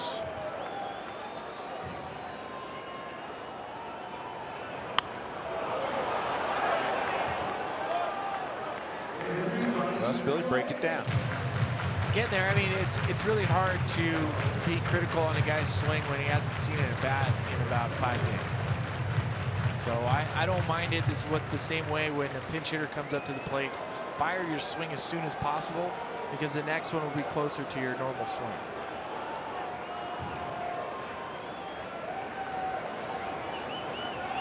Fargo pinch hitting, 2-1 count. Blackman on deck. And that is smoked to left center field. That'll bring home at least 2. Cargo heading to second, 2-run double off the bench, 8-1 Colorado. That was a pretty Cargo swing. It's funny how that works out, right? You see a 2-0 fastball, he's late on it. Now you get another pitch in the strike zone. He hasn't had an opportunity to hit. Shorter swing, the ball away from him where he loves it. Vintage Cargo swing and the finish. That was a vintage Cargo swing. He's one of the few guys in baseball that can hit it so hard, you know, just a 1.5 feet off the ground and have it be a tweener. 2 ribbies for Cargo. 29th double this year. And now Charlie at the plate. Are they going to pitch to him or load the bases and set up a force all the way around?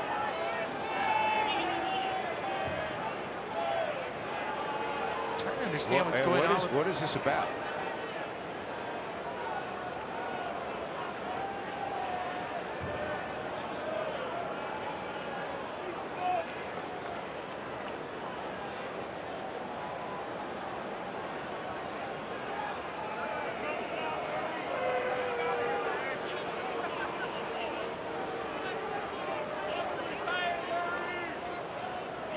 Buddy, I'm sure, wants an explanation if there's anything to discuss. I guess there's not. No idea. Over the scoreboard.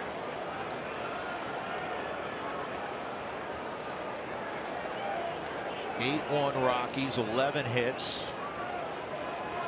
Charlie at the plate. To second. Hernandez will hold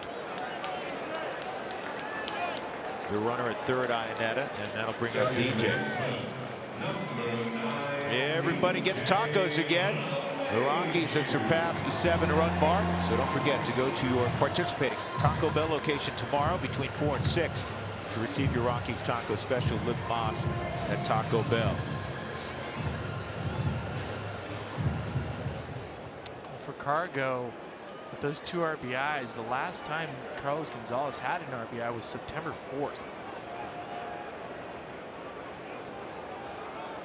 Here's LeMahieu up and in. And to do a double take when I saw that stat for Cargo.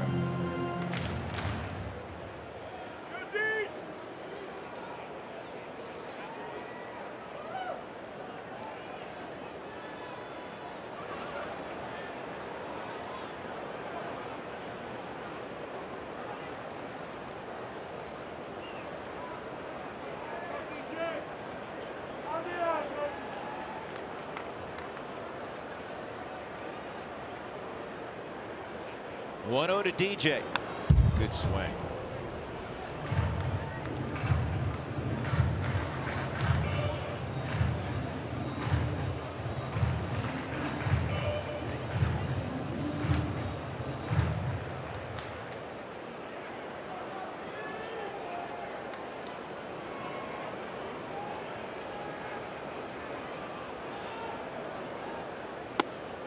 That misses.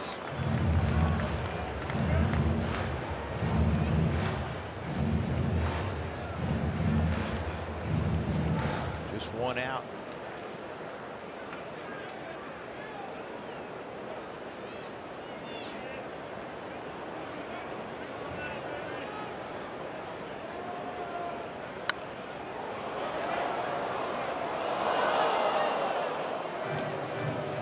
I came across this stat this morning, Billy.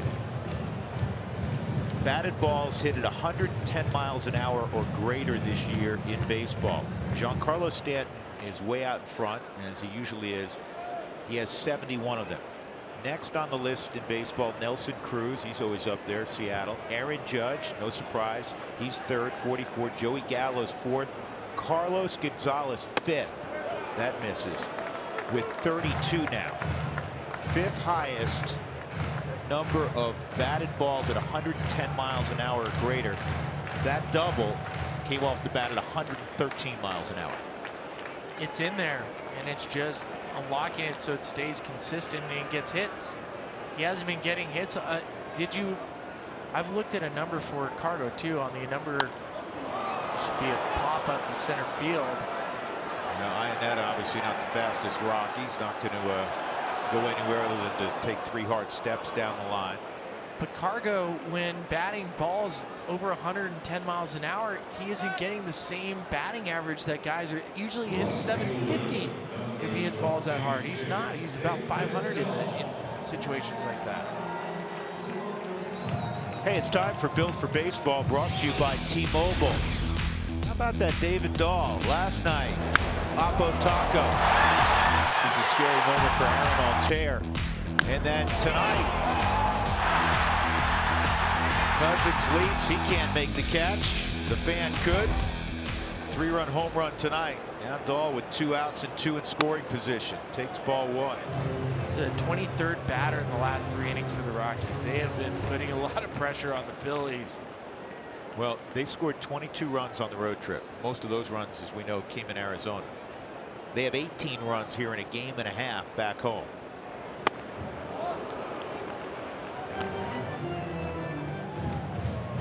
That's that good fastball from De Los Santos. The Phillies are high on this guy. He started twice already this season.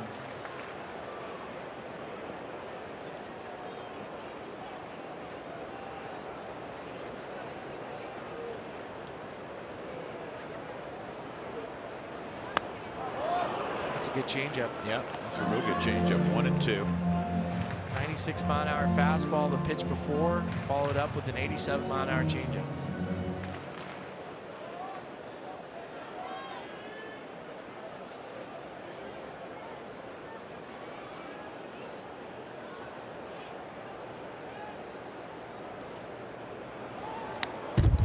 Comes back at 97.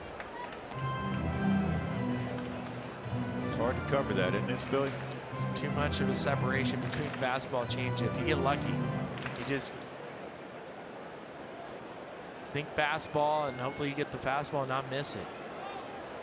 If he pulls the string on him, they'll just tie David Dahl into a knot. Yeah, tried to come back with it there. 2 and 2. That's the one aspect for pitchers too, is they enjoy so much to see movement with their changeup. You don't need that.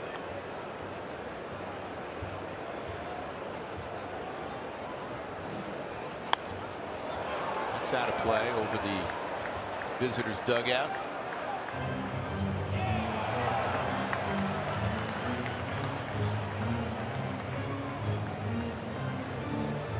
Solid crowd again tonight. Don't miss this final week, folks. Could be an historic final week. Update from St. Louis, 7th inning now. Milwaukee leading 7-4. 1-0 in the 4th. Still the Dodgers down in Arizona. 2 and 2. 3 and 2.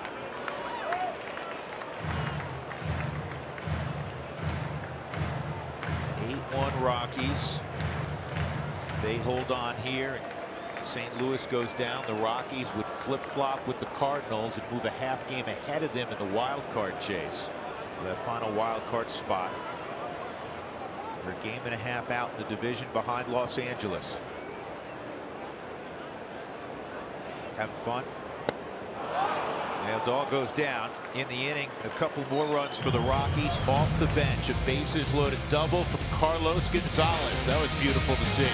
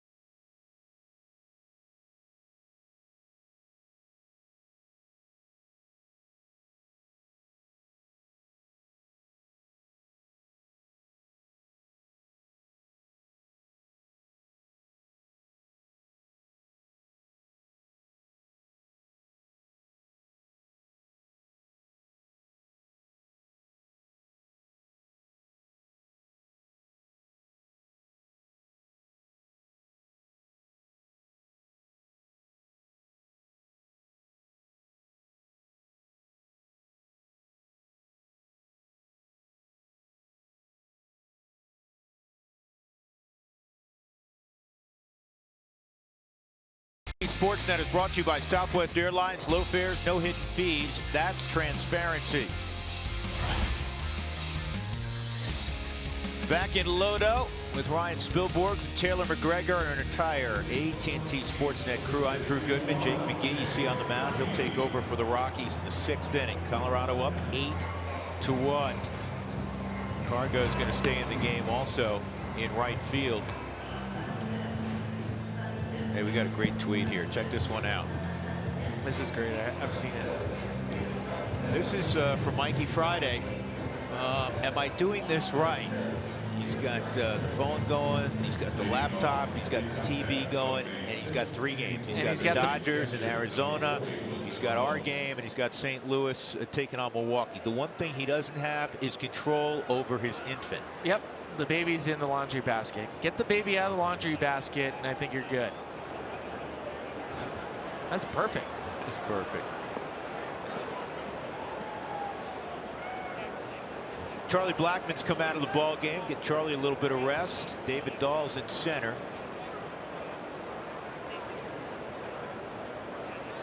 And Jake will face Wilson Ramos. Inning number 6. First pitch misses. Ball 1.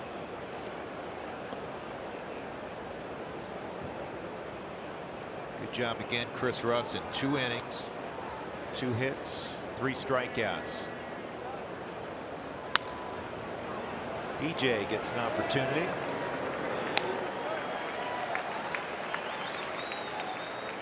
One in the book. Put it in the book. Big shout out to Ken Hawk Harrelson. Yep. Shutting it down after terrific career as a player and a wonderful and charismatic career as a broadcaster, a legend on the south side of Chicago. I love the story of how he came up with that catchphrase. You could put it on the board. Have you heard it? He was in a golf tournament when he was younger, celebrity golf tournament, and I believe he scored a birdie, and he's walking past the guy who's paying no attention to him, not changing the score, and his name is near the leaderboard. And so he tells the guy after scoring his birdie, you can put it on the board. And that's how it came to be. I didn't know that part of the story.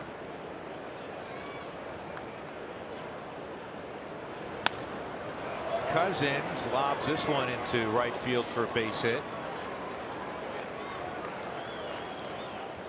So that'll bring up Scott Kingery.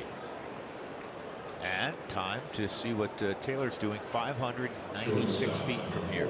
Wow, did you measure that, or did somebody tell you? I'm No, assuming Dougie told you. Spilly once hit a home run in BP up here, and I said, man, right. that's a long He way. did not hit a ball up Yeah, here. I did. And somebody, Really? yeah, he was standing on Oh. second base when he hit it, but they said that would be 596 feet You're had lying. you been No, I at totally home plate. did. This is like you trying to get me to believe you're a doctor, but that's a whole different story for another day. I had a short, distinguished career as a neurosurgeon. Yeah, I went to school for 12 years. Of course I'm a doctor.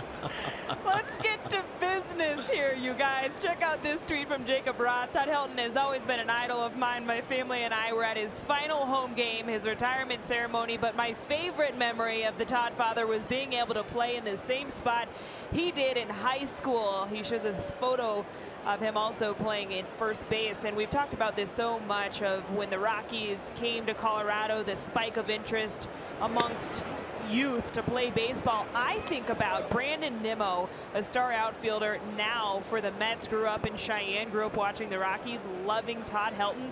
When he was here, he told us he mimicked his swing off of Todd, and it's so cool to see others did that as well, guys. Yeah, can you imagine back in circa 2002 in this whole region, forget just Denver or Colorado, as you mentioned, Wyoming, just this whole region, how many kids were Todd Helton in their backyard or wanted 17 on their little league team? It's amazing, right? And it only heightened once you started going through that run. 2007, now you have everybody paying attention because you have a team in your backyard making it to the World Series. Think about the impact Todd had on people's swing, the impact Tulo had. 1-2, and Kingery pulls his hands in and lines it to the gap in right center field. This is going to run to the wall. Dylan Cousins will get a green light. He's going to score, and it's 8-2. 35th RBI for Kingery.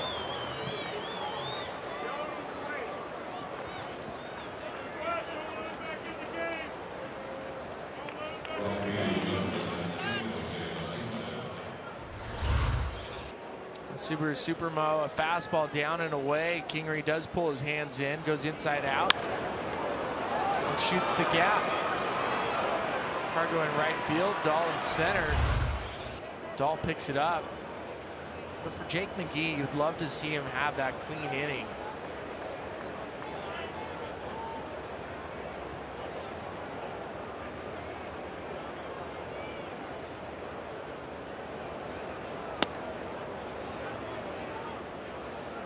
Jake misses there. This is Jose Bautista, first at bat tonight for Bautista. Came in a double switch last inning. Odubel Herrera came out.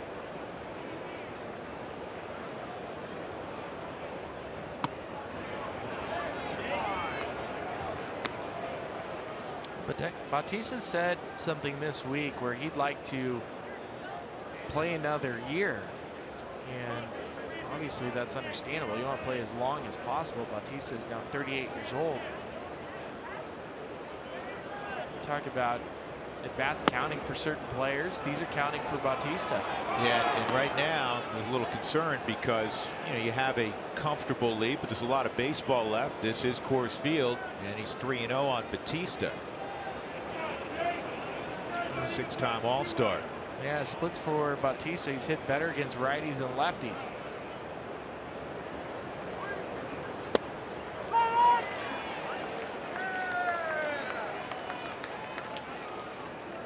We didn't really make mention of it because the Rockies were up comfortably 8-1 after the double by Cargo. They had second and third, nobody out, the top of the order up, and they didn't get another run in. That was 2 nights in a row. They've been great offensively. That's ball 4, and that was the one section, if you will, in the last 2 nights where they did not produce, where they really should have carved out another run there at minimum.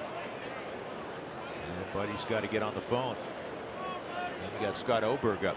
And this is something else. With a busy week, we want as many comfortable wins as possible to keep the Ottavinos and the Davises as fresh as possible.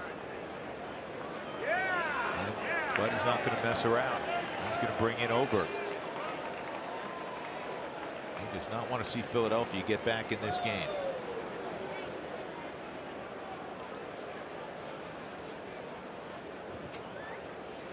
So Jake will face 4 hitters, 3 reach, single, double, and a walk. Back in a moment.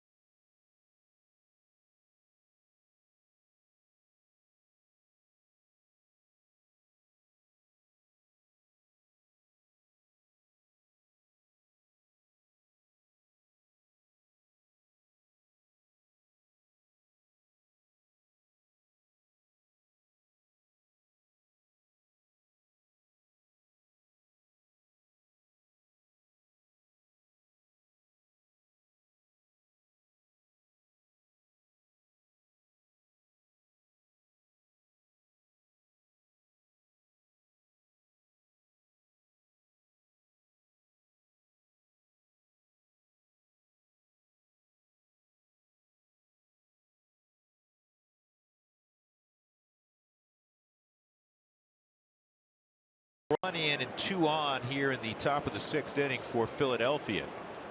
Scott Oberg takes over for McGee. He's going to face Roman Quinn. Scott since May has been terrific. He's turned into one of Bud Black's most trusted relievers. Double play ball. That's going to turn into the 2nd error of the game for Story. That is unusual. Quinn flies, but that was hit hard enough that the Rockies may have been able to turn 2. Well, just because this inning and the Rockies have played a little bit of a sloppy defense, and if you look at the walk, that you're now allowing the Philadelphia Phillies a chance to make this interesting. Backhand play for Trevor. It was hit hard. A play that we've seen Trevor make time and time again. It was almost as if he was trying to turn it so quickly because he knew that Roman Quinn was running. Now Hernandez. 1 strike on Hernandez. It's the first time in Trevor's 3-year career that he has committed 2 errors in a game.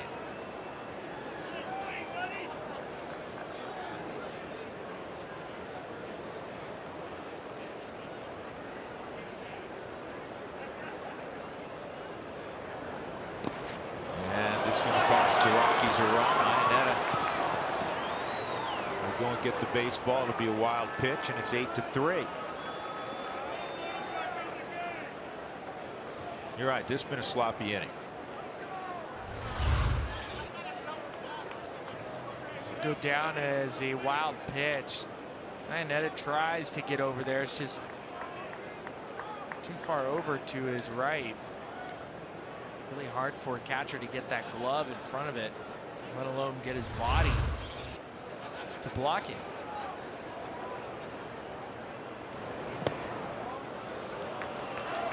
Two and one.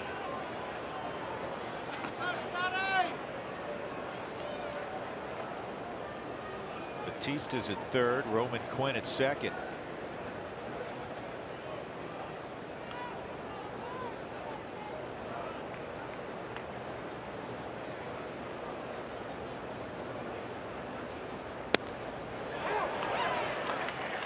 2-2.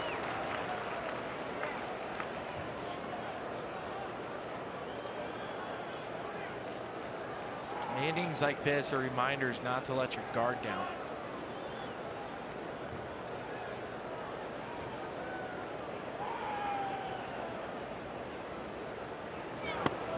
Big strikeout. That is the second out.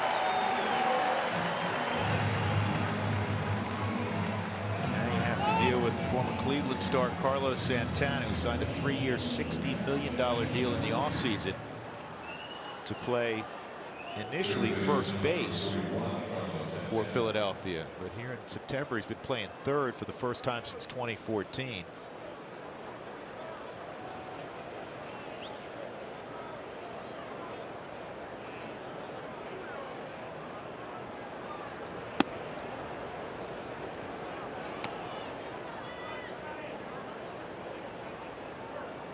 I would imagine Scott's not easy to catch.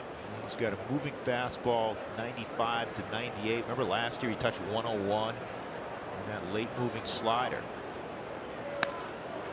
On the ground to Desi, and that'll end the inning. So Oberg comes in, does a nice job. Philadelphia does come up with a couple of runs. 8-3 Colorado, middle of 6. Nolan will be first up when we return.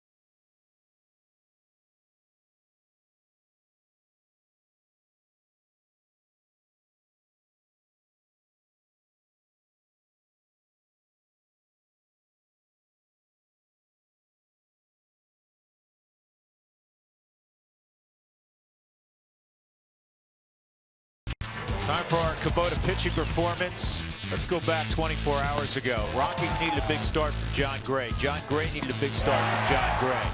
And he delivered. He was not only focused, but as aggressive as we've seen him in that timing work he did with Darren Holmes, Steve Foster, Buddy Black in the 7 days between starts. It obviously paid off. Billy, you were all over it early. I know that first inning got a little dicey. It was a different John than we've seen in his last few starts. And you see those numbers overall, the last 6 games for the Rockies rotation, $1.77 in terms of an ERA. Pretty amazing when you have starters that are matching each other, quality start after quality start. And that's what we've seen. We highlighted it in Arizona where we were saying, look, Herman pass it to Senzatella. Senzatella pass it to Kyle. Kyle pass it to John. See if the Rockies can get those runs back. Drew Anderson's on the hill. Nolan at the plate with a strike. He's got 2 hits and 3 at-bats.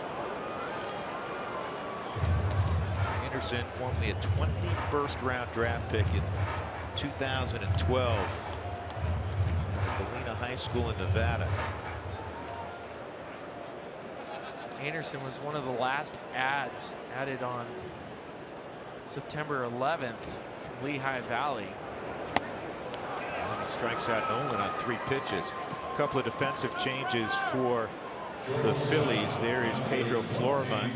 He got in the ball game yesterday. He's in second for Hernandez, and behind the plate, also a guy who got in last night, Andrew Knapp.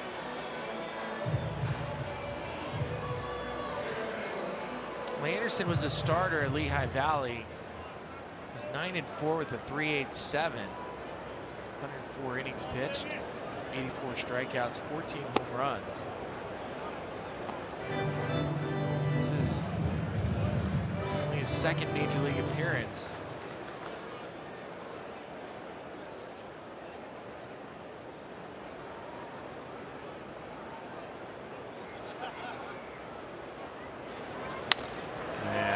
Trevor hits it on the ground to second. Florman throws him out. 2 gone. That'll bring up Parra. This is Anderson's second major league appearance as a reliever. He had one as a starter for the Phillies. You don't want to have these middle innings be quick outs for the Rockies. You wanted to respond back with some runs after the Phillies scored 2 in the top of the 6th inning.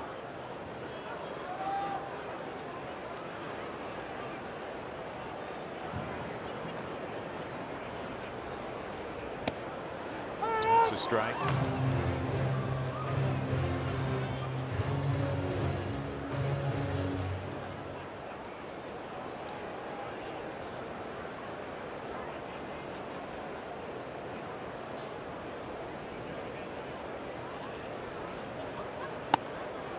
Two strikes on Gerardo.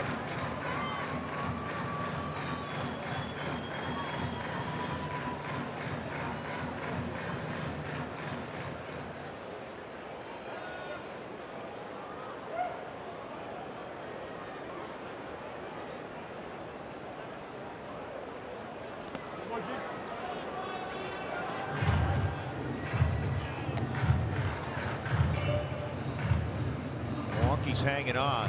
Cardinals had the bases loaded last inning, and with 2 outs, they had a dangerous man up in Jed Jerko.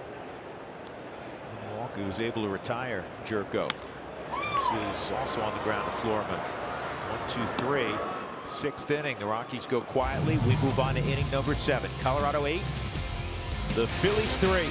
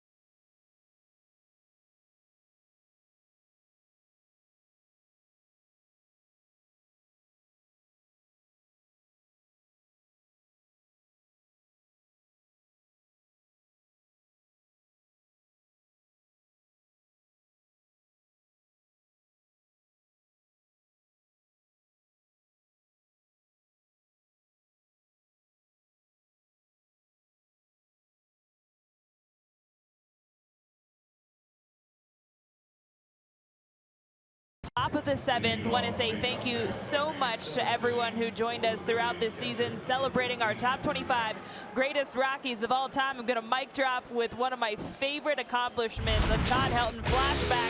September 30th, 2001, against the Brewers, Todd Helton collecting his 52nd double, and that put him at 100 base hits that season, making him the first and only player in Major League Baseball history to have back-to-back years of 100 extra extra base hits. And to put this into context, earlier we showed you how Trevor Story last night reached 80 extra base hits. And think about the season that Trevor Story is having. He's been so good hitting for power, and he's still 20 shy of what Todd did 2 years in a row, you guys. That is insane. Now, there have been 2 players who have done it, not back-to-back, but had 200-plus extra base hit seasons, Lou Gehrig and Klein Chuck. So good company. Chuck Klein. Or Chuck Klein. Chuck Klein. Yeah. Chuck Klein. His good friend, right. his good friends called him Klein Chuck, but you know the rest of the universe called him Goodman Chuck Drew. Klein. Yeah. Spilborg's Ryan. McGregor Taylor. Thank you. T-Mac, thanks. 1-1. Big fastball from Oberg, and it's 1-2. First at bat for Andrew Knapp. You know what? Since we're talking Chuck Klein, I didn't get the chance to drop this on you tonight. We were mentioning about how Vinny Velasquez, 30 starts, 143, and it ended up being closer to 147 innings pitched. That's going to be the lowest amount of innings pitched ever by a starter that had 30 starts in a season. The record, though, 75 starts by Pud Galvin back in 1883 when it was 50 feet the mound. You want to know how many innings he threw that year? 8,400. No, let me guess. Hold on a second. Pud Galvin, and that is a name I remember. Dougie makes sure I remember that name. He breaks it out like once a year. He had 75 starts. 75 starts. Okay, hold on. This is easy because there was no bullpens back then. So I'm going to say that he threw 600. No, it's you know, I'm doing multiple. He threw 637 innings. 656 in a third innings in a season.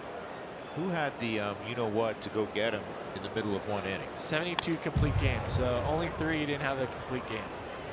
So 3 times they went out there and grabbed old Pud. Oh, it was like in the 15th inning. He had 688 career starts. By the way, this guy's a Hall of Famer. 646 complete games. I don't think anyone's breaking that anytime soon. Pud's kinfolks enraged when a pitcher goes, you know, 5 1/3. A strikeout and Knapp, 1 gone in the 7th. You know, only 15 times in the history of the game has a player had 100 extra base hits to further embellish Taylor's story on Todd doing it back-to-back years. Rhys Hoskins tonight, double, walk, and a little flare to second.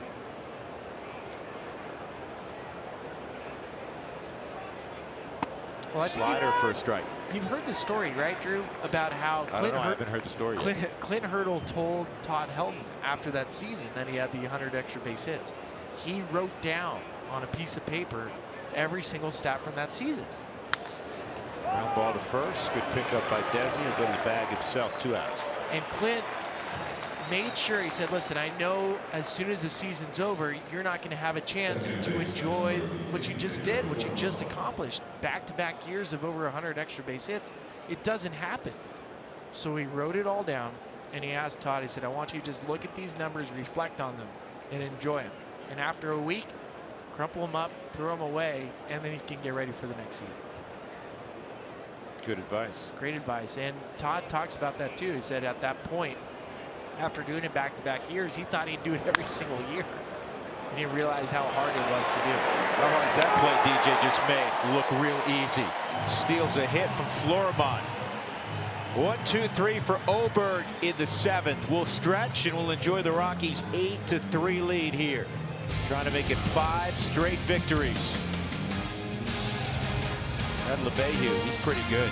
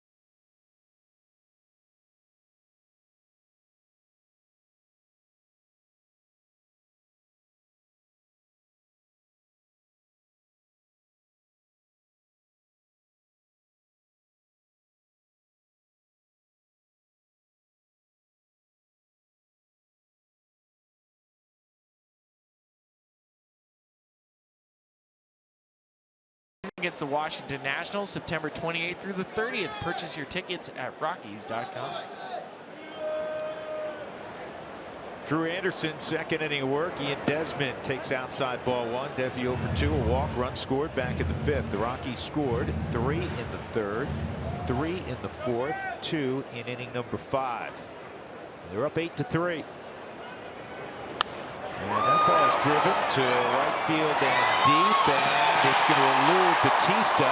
And Desmond into second with a leadoff double.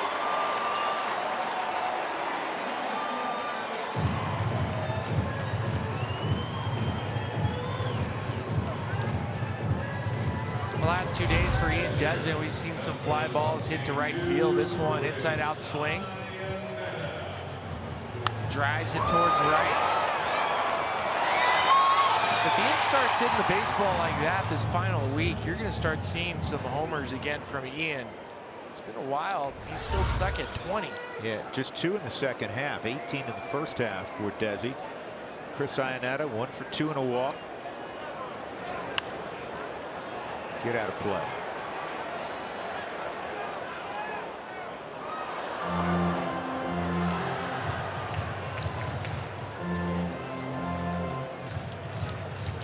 So one more quick story on Todd Helton after that 2000 season that I think you might enjoy. I believe it's Don Baylor tapped him on the shoulder and said for his final at bat to ask the catcher if he likes the numbers up on the scoreboard from Todd's season. I hadn't heard that story. That's a pretty good one. There's no way, though. Imagine just Todd digging in. Hey, would you like to have those numbers? Would you like to have those numbers?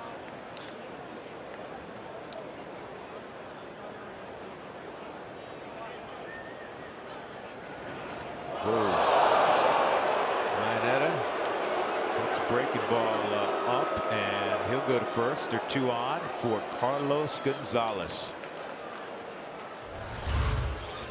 It's never fair when the catcher, who's already being abused by different pitchers throughout the evening with off-speed pitches, takes a curveball right on the side. This one's 71 miles an hour. Still hurts. It hurts. Well, Cargo came off the bench, bases loaded in the 5th inning. Pinch hit, and on a 2-1 pitch, hit a 113-mile-an-hour laser to left center field to drive in 2.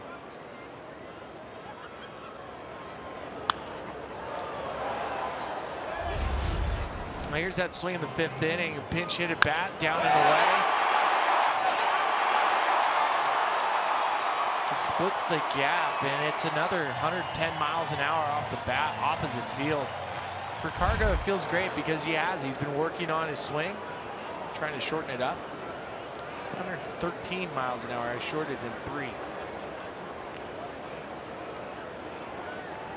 Yeah, it feels good, Spilly, to get a result when you've been working as hard as he has in the cage. 2 strikes there.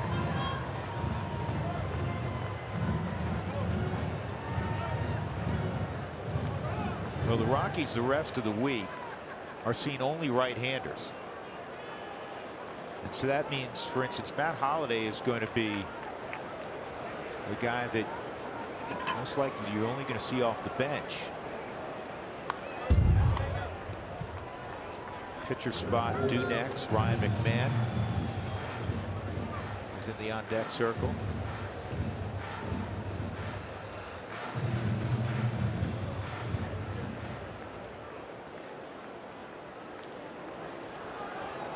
Oh, 2 on Cargo, 2 on, nobody out. Rockies up 8-3. Scored 10 last night.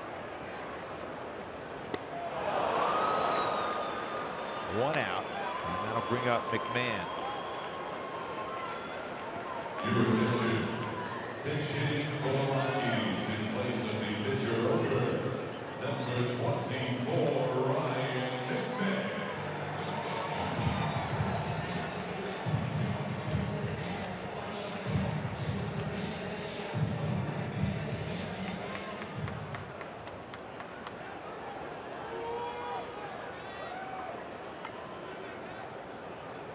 Man had a single last night as a pinch hitter in the 8th inning for the Rockies leading off.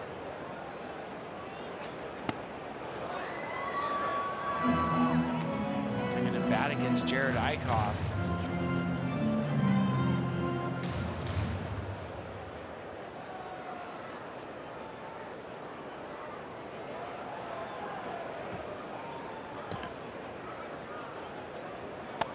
One and one.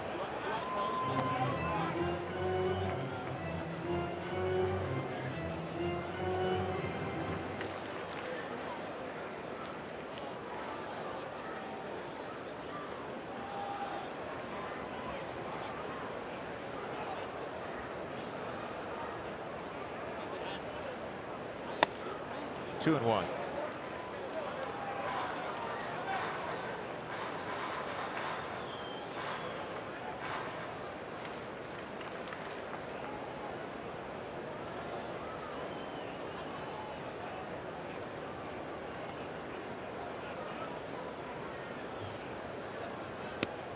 That's a strike.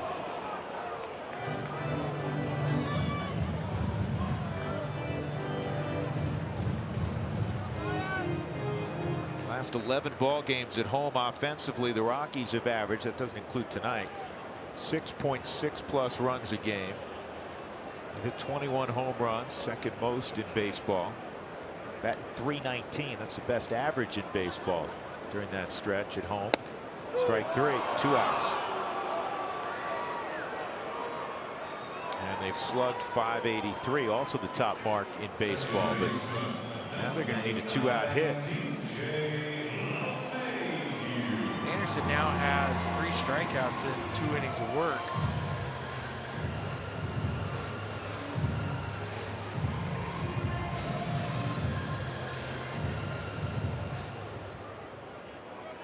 DJ 2 for 4. He has scored a pair of runs. He's driven in a run.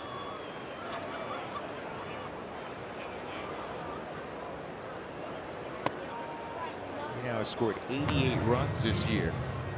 Charlie leading the way with 114 runs scored. That's the most in the National League. Nolan sitting on 99 runs scored. Back up the middle, on through, base hit, Desmond, come on down. Third hit of the night, second RBI of the night, make it 9-3 Colorado. DJ LeMahieu once again. Well, I think DJ's making up for his at-bat in the 5th inning where he had runners at second and third, 1 out, and he flew out to center field. This one, DJ just shooting it right back up the middle. Anderson not being touched much this inning. Double to Desmond, the walk to Iannetta. This is what we love about DJ. Just take a look at the swing from the side. His head's under control, his legs are underneath him. This allows his hands to work free and easy through the baseball. Yency Almonte's throwing in the Rockies bullpen. Looks like Yency will be next up. David Dahl at the plate. Good news from St. Louis. Milwaukee's tacked on 2 more. 9-4. They lead in the 9th inning. Again, if the Rockies win here, Milwaukee holds off St. Louis. That is fouled off. The Rockies move a half game ahead of the Cardinals for the final wild card spot. And Braun has hit another home run, evidently. That's his 3rd in 2 days. He started the game off with a 2-run shot in the 1st inning. Ryan Braun flashing back to his younger years. Huh? Yeah, I love Ryan Braun.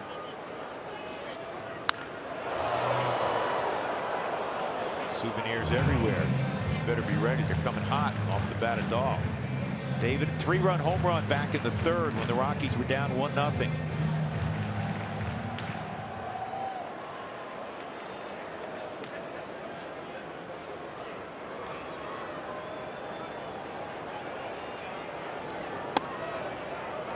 Well, they just changed an official scoring around that will please Trevor Story. That ball that Roman Quinn hit hard in the couple innings ago, thought maybe turn into a 6-4-3 double play. They've taken the error away and they're giving an infield hit to Quinn.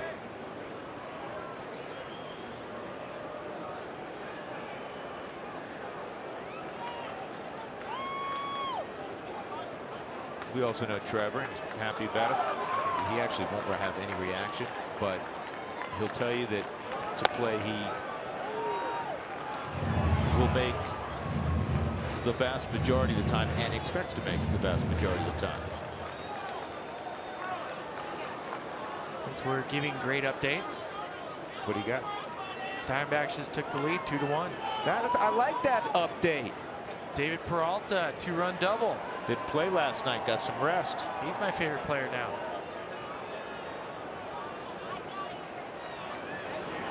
And this is hit to left. This is going to drop for Dahl. Iannetta will score. And there's your 10th spot. Once again, 10-3 Colorado. How about a 4 RBI night for Dahl? I just think it's so important for this team to fire on all cylinders. And right now, David Dahl in that 3 spot, he looks extremely comfortable. And the Rockies are loving these quality at-bats he's giving out. 2 strikes, shortens up. Earlier in the evening, the home run, the 3-run shot came on 2 strikes. He's using the whole field, going opposite field. Now, I always talk about how he finishes high and what that does. It allows that barrel to stay on plane longer. You can finish your swing, and if you have that ability to be on time, this would be a ground out maybe. But if you have the ability to be on time, you have such a wider margin for error based on how you finish. Well, the Rockies with a couple more 2-out RBIs. They're up 10-3.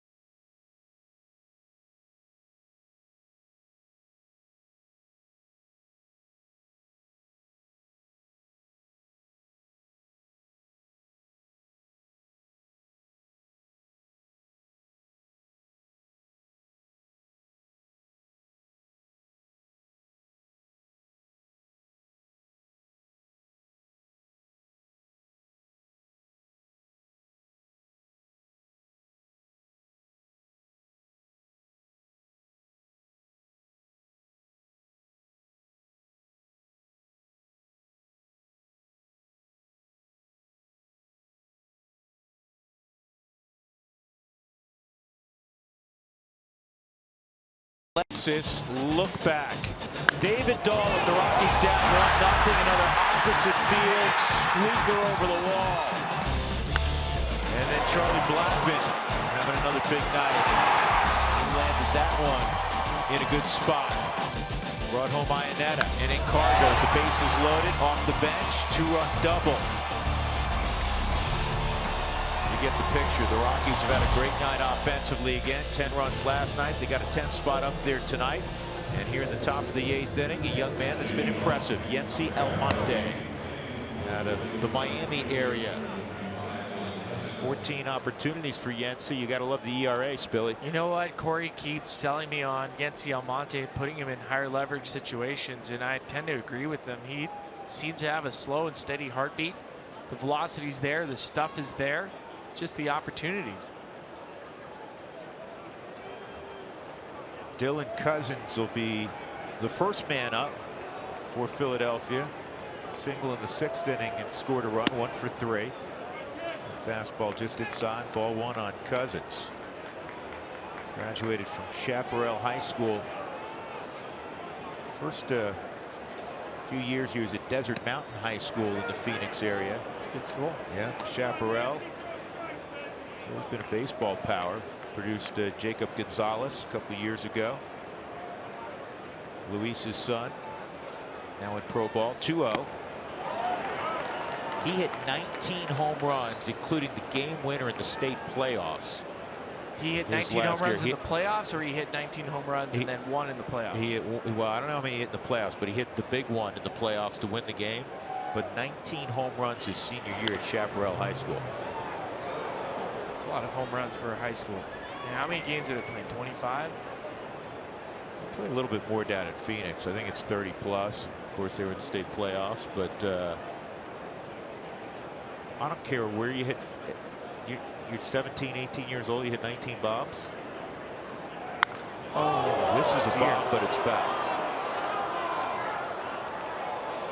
Was that incoming into the Mountain Ranch Club, or just short of it? Yeah, I mean, there's times where you see a swing, and it reminds me a little bit of Milwaukee Brewers Jeff Jenkins. Leg kick. Well, that fly ball foul was a lot of fun for the moment, but now he's got to go back and sit down. A strikeout by Almonte. Just a long strike. A long walk back to the bat rack.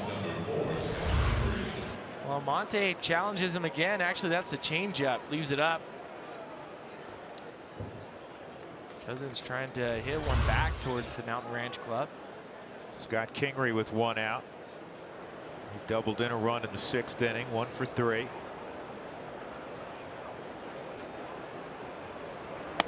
Slider for a strike.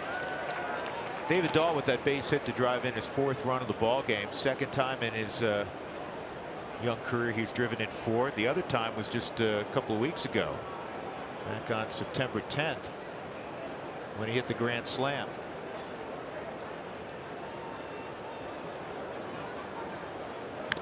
Well, as wonderful as the seasons have been for Trevor Story and Nolan Arenado, I think there's a new front runner for MVP in the National League. Christian Yelich had a 3-run triple earlier in the ball game, and he just blew the game wide open in St. Louis. It's 12-4 Milwaukee at a 3-run home run. 6 RBI night for Yelich. Seems every night he's doing something large to help the Brewers. He's had MVP moments. He's left those stamps on your brain where you just can't shake it. The last month he's been fantastic. 2 cycles on the season. Had a cycle a week ago. Two within like a couple weeks, right? Yeah, less than a month. 1-2. Had a big double last night to put the Brewers ahead for the win. Yeah, it's you can change that meter in the last 3 weeks of the season. You can have an MVP season based on the final 3 weeks. We always talk about finish strong. 2-2. This is twisting away from Parra, and he'll have to go play it off the wall. It'll be a double by Kingery. MLB At Bat is your #1 Rockies app. Customize your experience to catch every moment this season. Get Rockies home screen icons and features such as the MLB.TV Game of the Day, pitch tracking, in-game highlights, stats, news, and more. Download MLB At Bat today.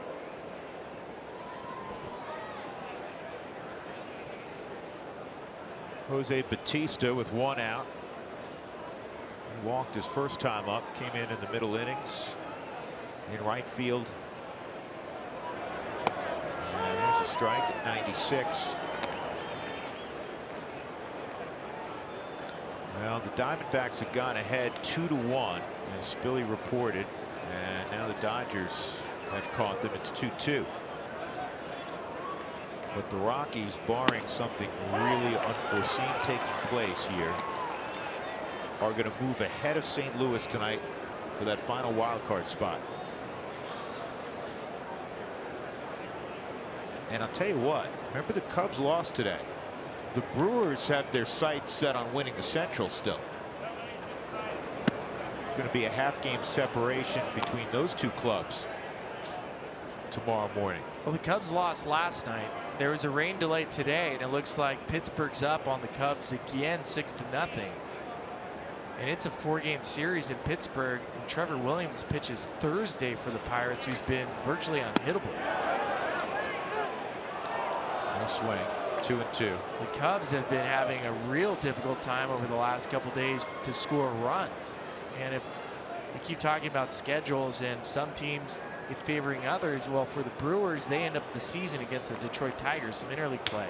But the Cubs have the Cardinals at home during a stretch where they're really not getting many days off.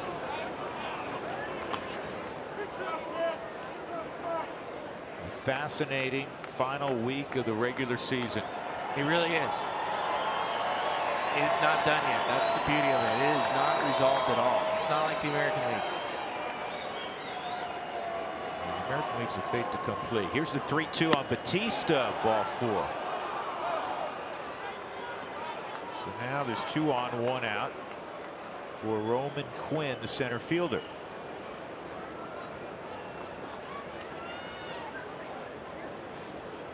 This big lead so important that the Rockies can get these last 5 outs without having to use Adam Ottavino and Wade Davis. Again, they were clearly down last night. They're available tonight, but you'd love to get them another day off after they worked Friday, Saturday, Sunday in the sweep of the Diamondbacks.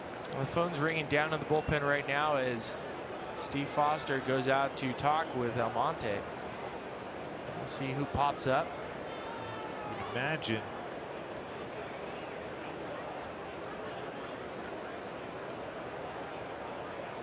the phone's ringing. It may be Otto.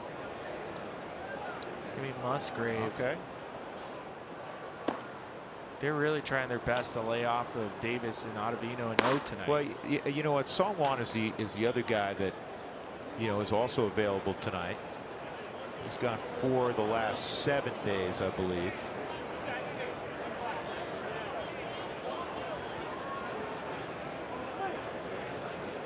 Musgrave threw an inning yesterday. Hopefully NC can do it himself. This is in the air to left, and it's going to drop for a base hit. This will load the bases as Kingery had to wait. So the base is loaded, and we'll get a pinch hitter here. It's a pitcher spot.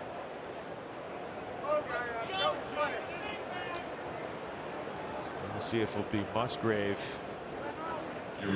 now coming in.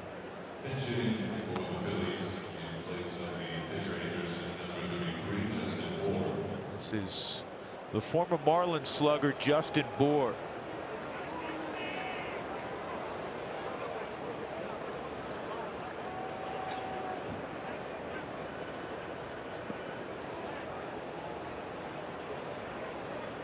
And Desi coming in. This may be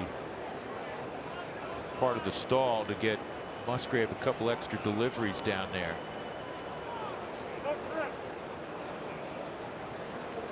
And here comes Buddy.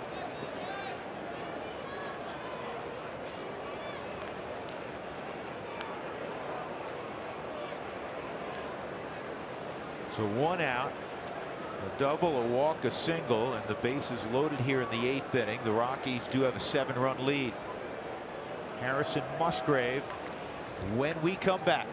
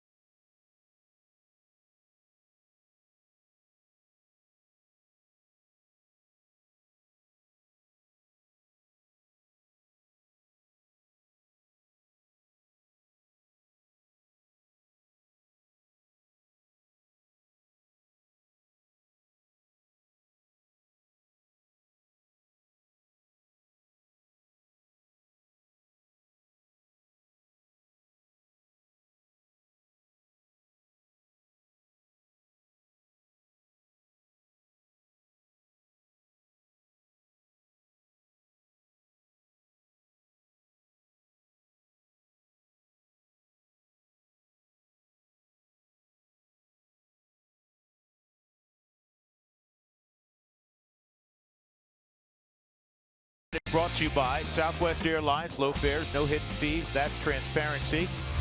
And by Dish Network, better TV for all.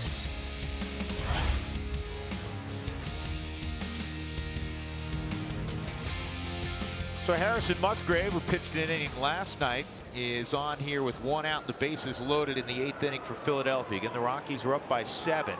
Musgrave facing Justin Bour off the bench.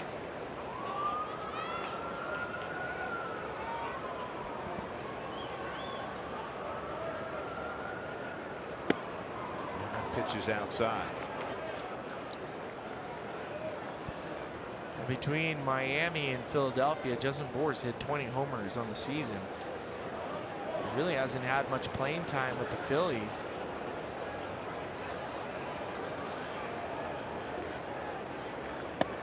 That's in there for a strike.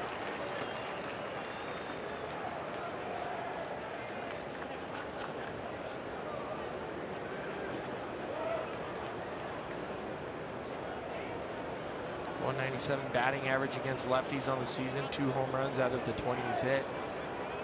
Coming left on left. Off the plate away, 2-1.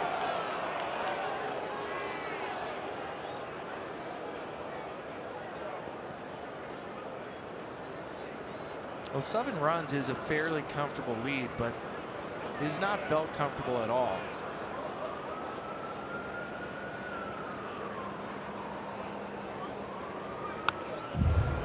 This bullpen's had a great September. I don't think anything feels comfortable these days, given the situation, until you see the 27th out in the book and the Rockies shaking hands. It's a combination of Coors Field and the time of year and the situation. 2-2, and this should be 2. Good feed on the first, double play. Nice job, Harrison Musgrave. 4-6-3, just when you need it. And the Rockies maintain their 7-run separation.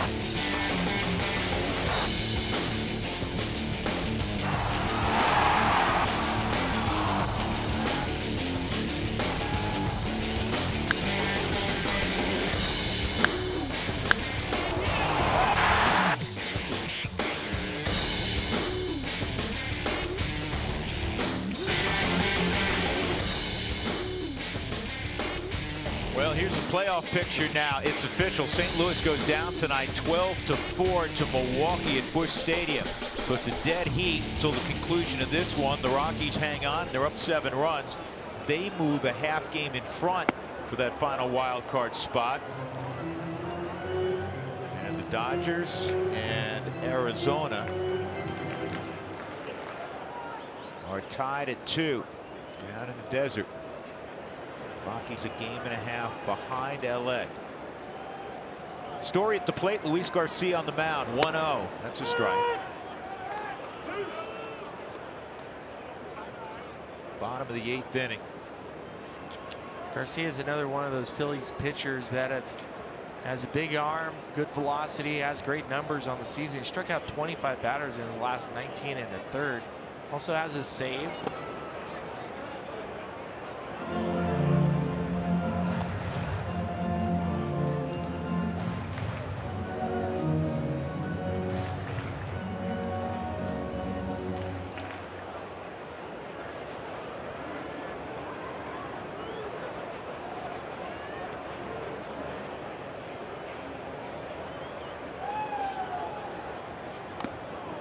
Hit the bat. 2-2.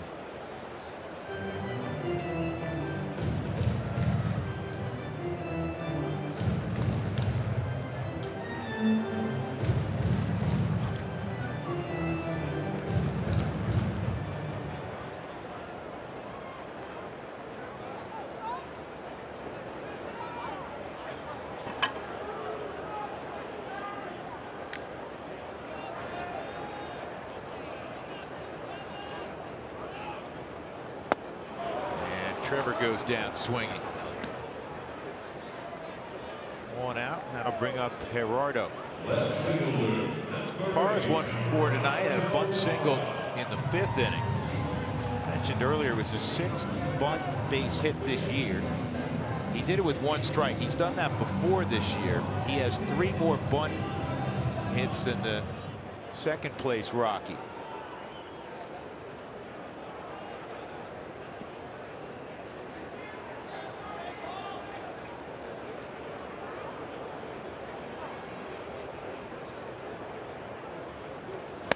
That's down low.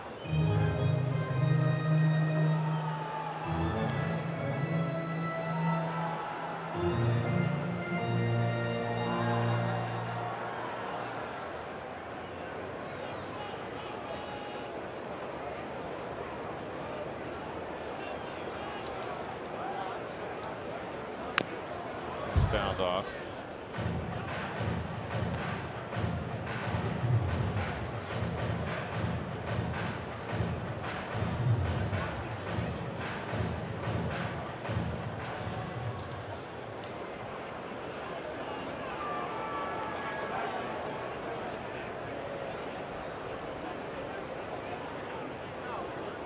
A ball and a strike on Parra.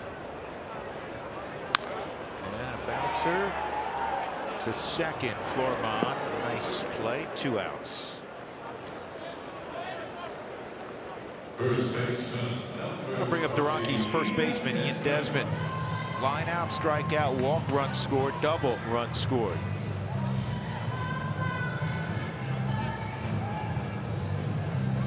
As he's now scored 80 runs this year.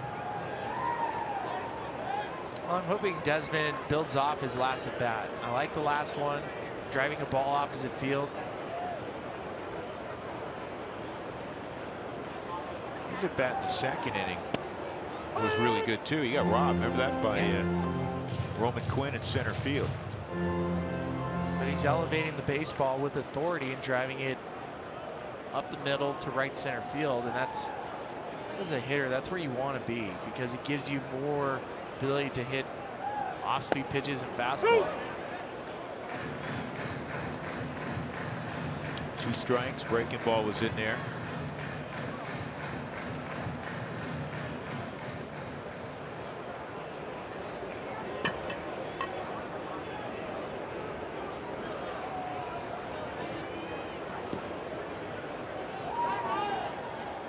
And the 7th down at Chase Field. Still 2-2.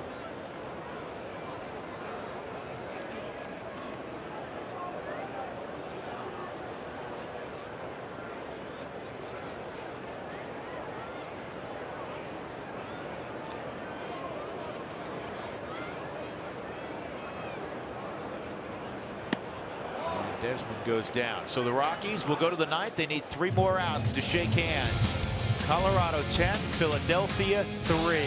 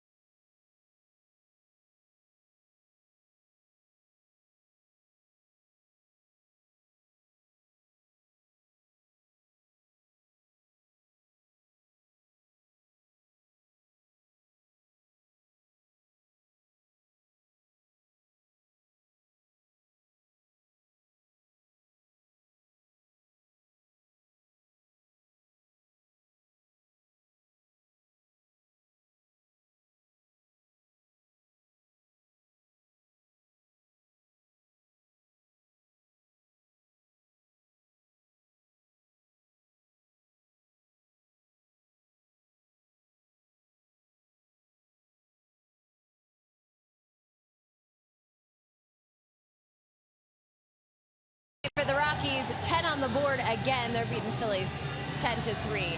We welcome you up to center field. We're getting ready for the Toyota post-game show. Jenny Kavner with Corey Sullivan and Jeff Houston. This was a night that had a big question mark on it. You had Chad Bettis starting. You knew you were going to go to the bullpen.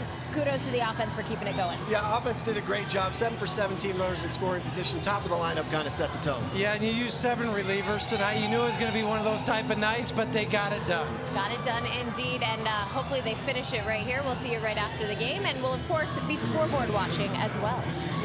Yeah, it is a blast this time of year, especially when you're winning. The Rockies looking to make it their 5th straight. And as Huey said, they've used 7 out of the pen, 8 overall. Brian Shaw, who has not had many opportunities of late. It's been a rough year, as we know, for Brian, but he'll be asked here to get these final 3 outs. Carlos Santana, Andrew Knapp, and Rhys Hoskins. Last appearance was at Dodger Stadium on the 17th. 1 inning, had a walk, a strikeout.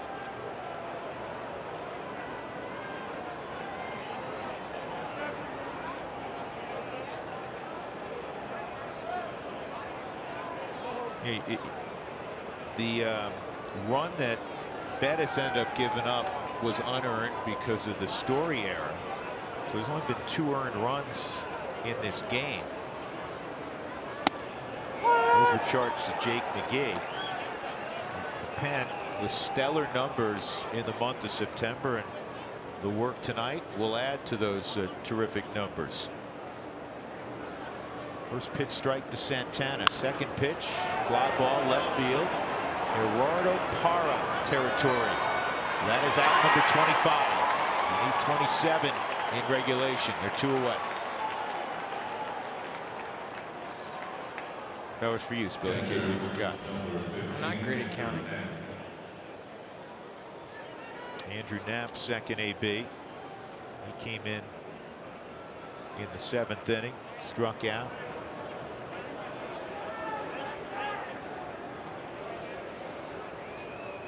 Well, the good news is right now, if you're on the Phillies, they have everybody in their 40-man roster in the dugout. And if the parents come to watch you play, that's fair, 2 outs. If the parents come to watch you play, there's a high probability you're going to get in. I've been on record multiple times. I have no problem with the Philadelphia Phillies having 40 players on a team. I think it's great. I love seeing opportunities for players that are getting rewarded. I just don't think that that was the intent originally for the Phillies, just like it isn't the original intent for other teams. Typically, a September call, it came as a reward to minor leaguers, not to overwhelm and match up in September baseball. But it is great that the friends and family get to see him play. 2 outs, Rhys Hoskins at the plate. Crowd standing. Crowd tonight of 30,217.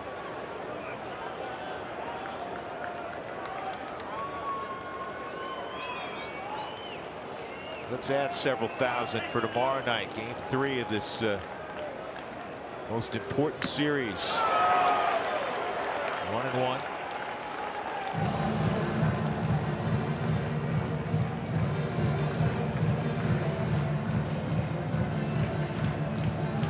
Looking forward to seeing Herman throw again.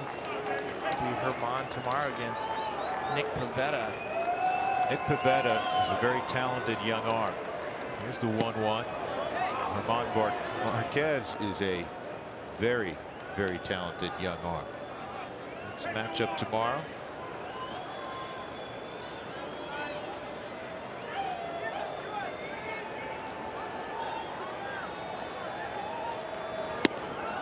Cutter a little bit low, maybe a little bit away. 3-1.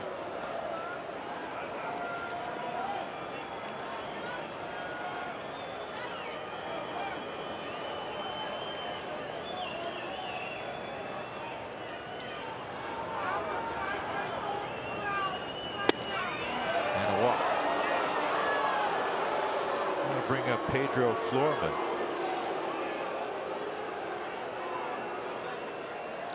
Second baseman, number 18, Pedro Florman.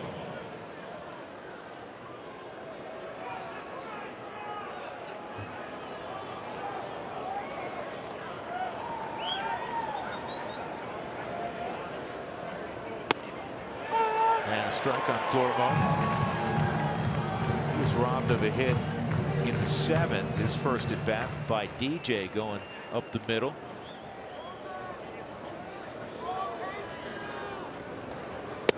That's a strike. 0-2. Well, the best part about tonight for the Rockies bullpen is, yes, they used, what, 8 guys over the course of the evening, but not a lot of their guys have been taxed. It's been 5 pitches, 10 pitches in an inning. Inside, and they've been able to stay away from for the 2nd straight night. Ottavino, Davis. Yeah. They got 5 outs, but pretty efficient outs from Oberg. Another guy they rely on the plus side. Russin looked good. Russ looked great. I just think these are all huge confidence builders for the entire unit. 1-2, ball game over. And the Rockies with another overwhelming win against the Phillies. 10-1 last night, 10-3 tonight, and they move into a playoff spot in the National League. They move a half game in front of St. Louis for the final wild card spot. They knock off their 87th victory of the year, which matches their total from a year ago. And they are a season best 17 above 500. The winning pitcher tonight, DJ Johnson, and it's his first major league win. Velasquez, the starter for Philadelphia, takes the loss. He is 9-12, and once again, the Rockies, with their 5th straight win, they're in a playoff spot when they wake up tomorrow morning. Plenty to do on the post-game show. Time to go to center field right now. Jenny, take care. Thanks. I'm joined with my friends Corey, Huey, and our friends out there. It's nice. Having some fun tonight. They're having fun because they looked at the scoreboard and they saw the Milwaukee Brewers beat the St. Louis Cardinals. That means the Rockies are in the wild card spot. It feels so good to talk about Rocktober for real at this point. 10-3, the final here. Plenty to come up on the Toyota Postgame Show.